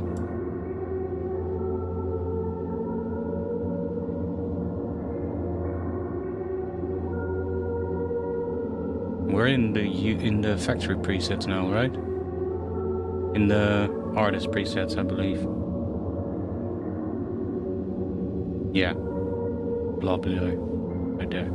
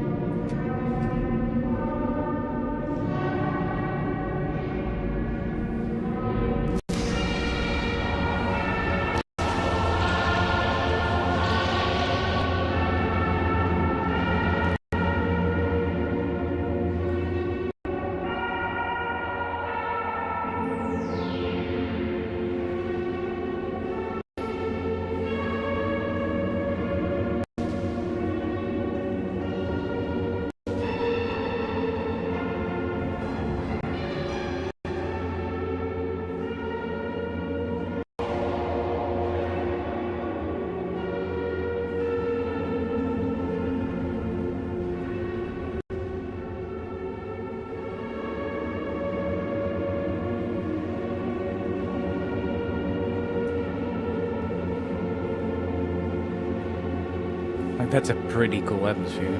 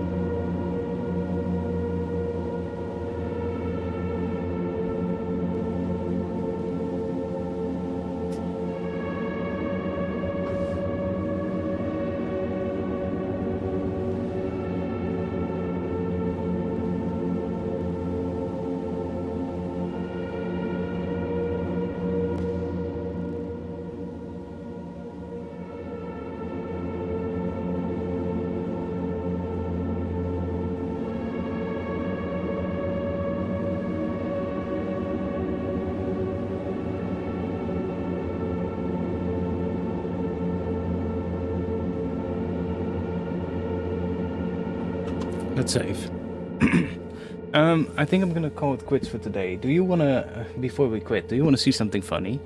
You know how I play the game Skate, right? Actually, I've been on, shut up.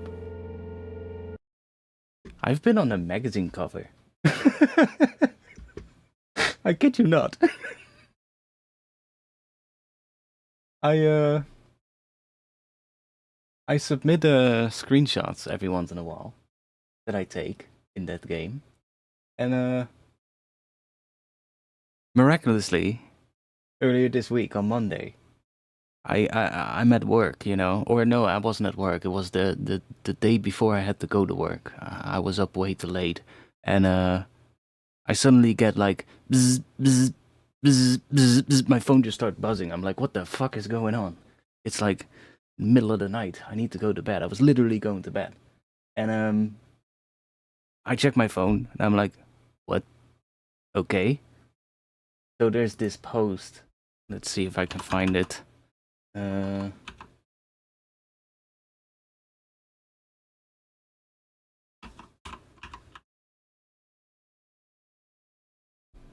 See, should be on here. Ah, yeah. So I get this post notification, and it's like, yo, we're revealing the cover of this upcoming magazine, and congrats artifacts. I'm like, okay. So Monday I've been on the cover of Advance the magazine, which is like this magazine that comes out every what is it, 2 months or so, something. That's my screenshot. I was like, what the hell? Of all the people that play the game, you know, of all the people that send in screenshots, they picked me. I was like, holy shit, that's kind of cool. So it's completely random, but and I believe there's some part in here as well. I forgot which page it is. Where was it? Oh, that's another screenshot I did. But where was it? Ah, there we go. Kind of cool. So just wanted to show that before we before we end. I was like, that's kind of cool. I'm famous now. Exactly. I can say that I landed a magazine cover. I mean, it is kind of a cool thing because like they've done. This is the third issue now, and honestly, when you look at it, like it actually looks really good. Like this doesn't look like, oh, this is like there's a couple of people that do sort of like a magazine, but this one actually looks professional, you know. There's actually a team of people working on this, and they know what they're doing, you know. They're not just making like, it actually looks like a magazine. They have the whole, you know, they made a whole website for it and everything, so that's kind of cool. And it comes out, what is it, every 2 weeks or something, or every 2 months, I believe. And they organize like meetings and like all kinds of events and stuff. So it's kind of awesome. And I know that there's been like probably hundreds of screenshots that were sent in. Like all of the ones you see here are screenshots that were sent in. So for them to then pick mine is kind of cool. So yeah, it was a kind of a funny surprise.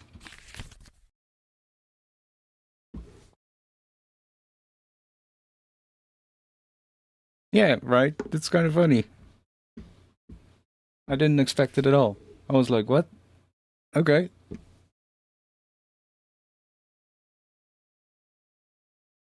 So now I'm gonna have to be at the meetup upcoming Sunday, of course, because hey, they're organizing a meet. So like as a to celebrate the third issue being out. So yeah, I kind of have to be there on Sunday, which means I'm probably gonna be going to bed late again. But it is what it is. I'm kind of used to it.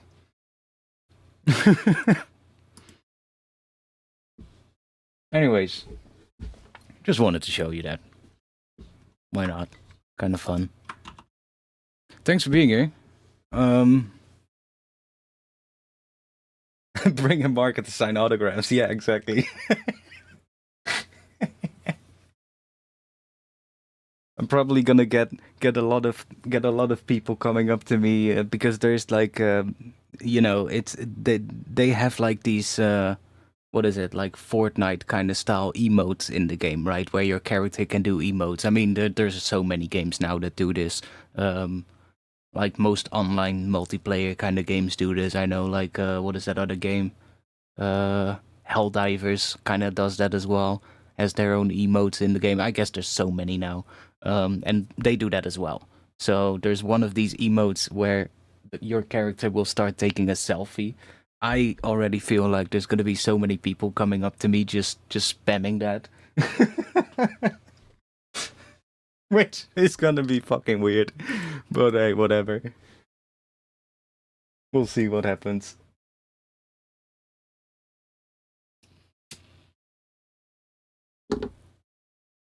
Anyways, thanks for being here. We'll be back next week. What is the date next week? Not the first Friday of the month, right? No, it's not going to be the first Friday of the month. So next week we'll have production again. And then the week after that is probably going to be feedback from the looks of it. But yeah, it's 2 a.m. now, so I'm going to call it quits for tonight. Thanks for being here. We did make some pretty cool sounds. We didn't make a lot of like a tune or anything, but that wasn't the goal today. I just wanted to make sounds that I can export and put in my sample folder for... I'm basically just making this whole palette of cool sounds that I like. And then I can reuse them later. So thanks. I'll be in the Discord, so you know where to find that. If not, then wait, have I seen the... I'm not even sure if I've seen the bot today. Is it turned off again, or does it work? Does it work?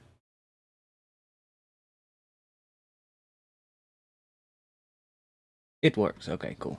So go to the Discord and come join us there. I'll see you all next week. Thanks for watching, and have a good night. Peace.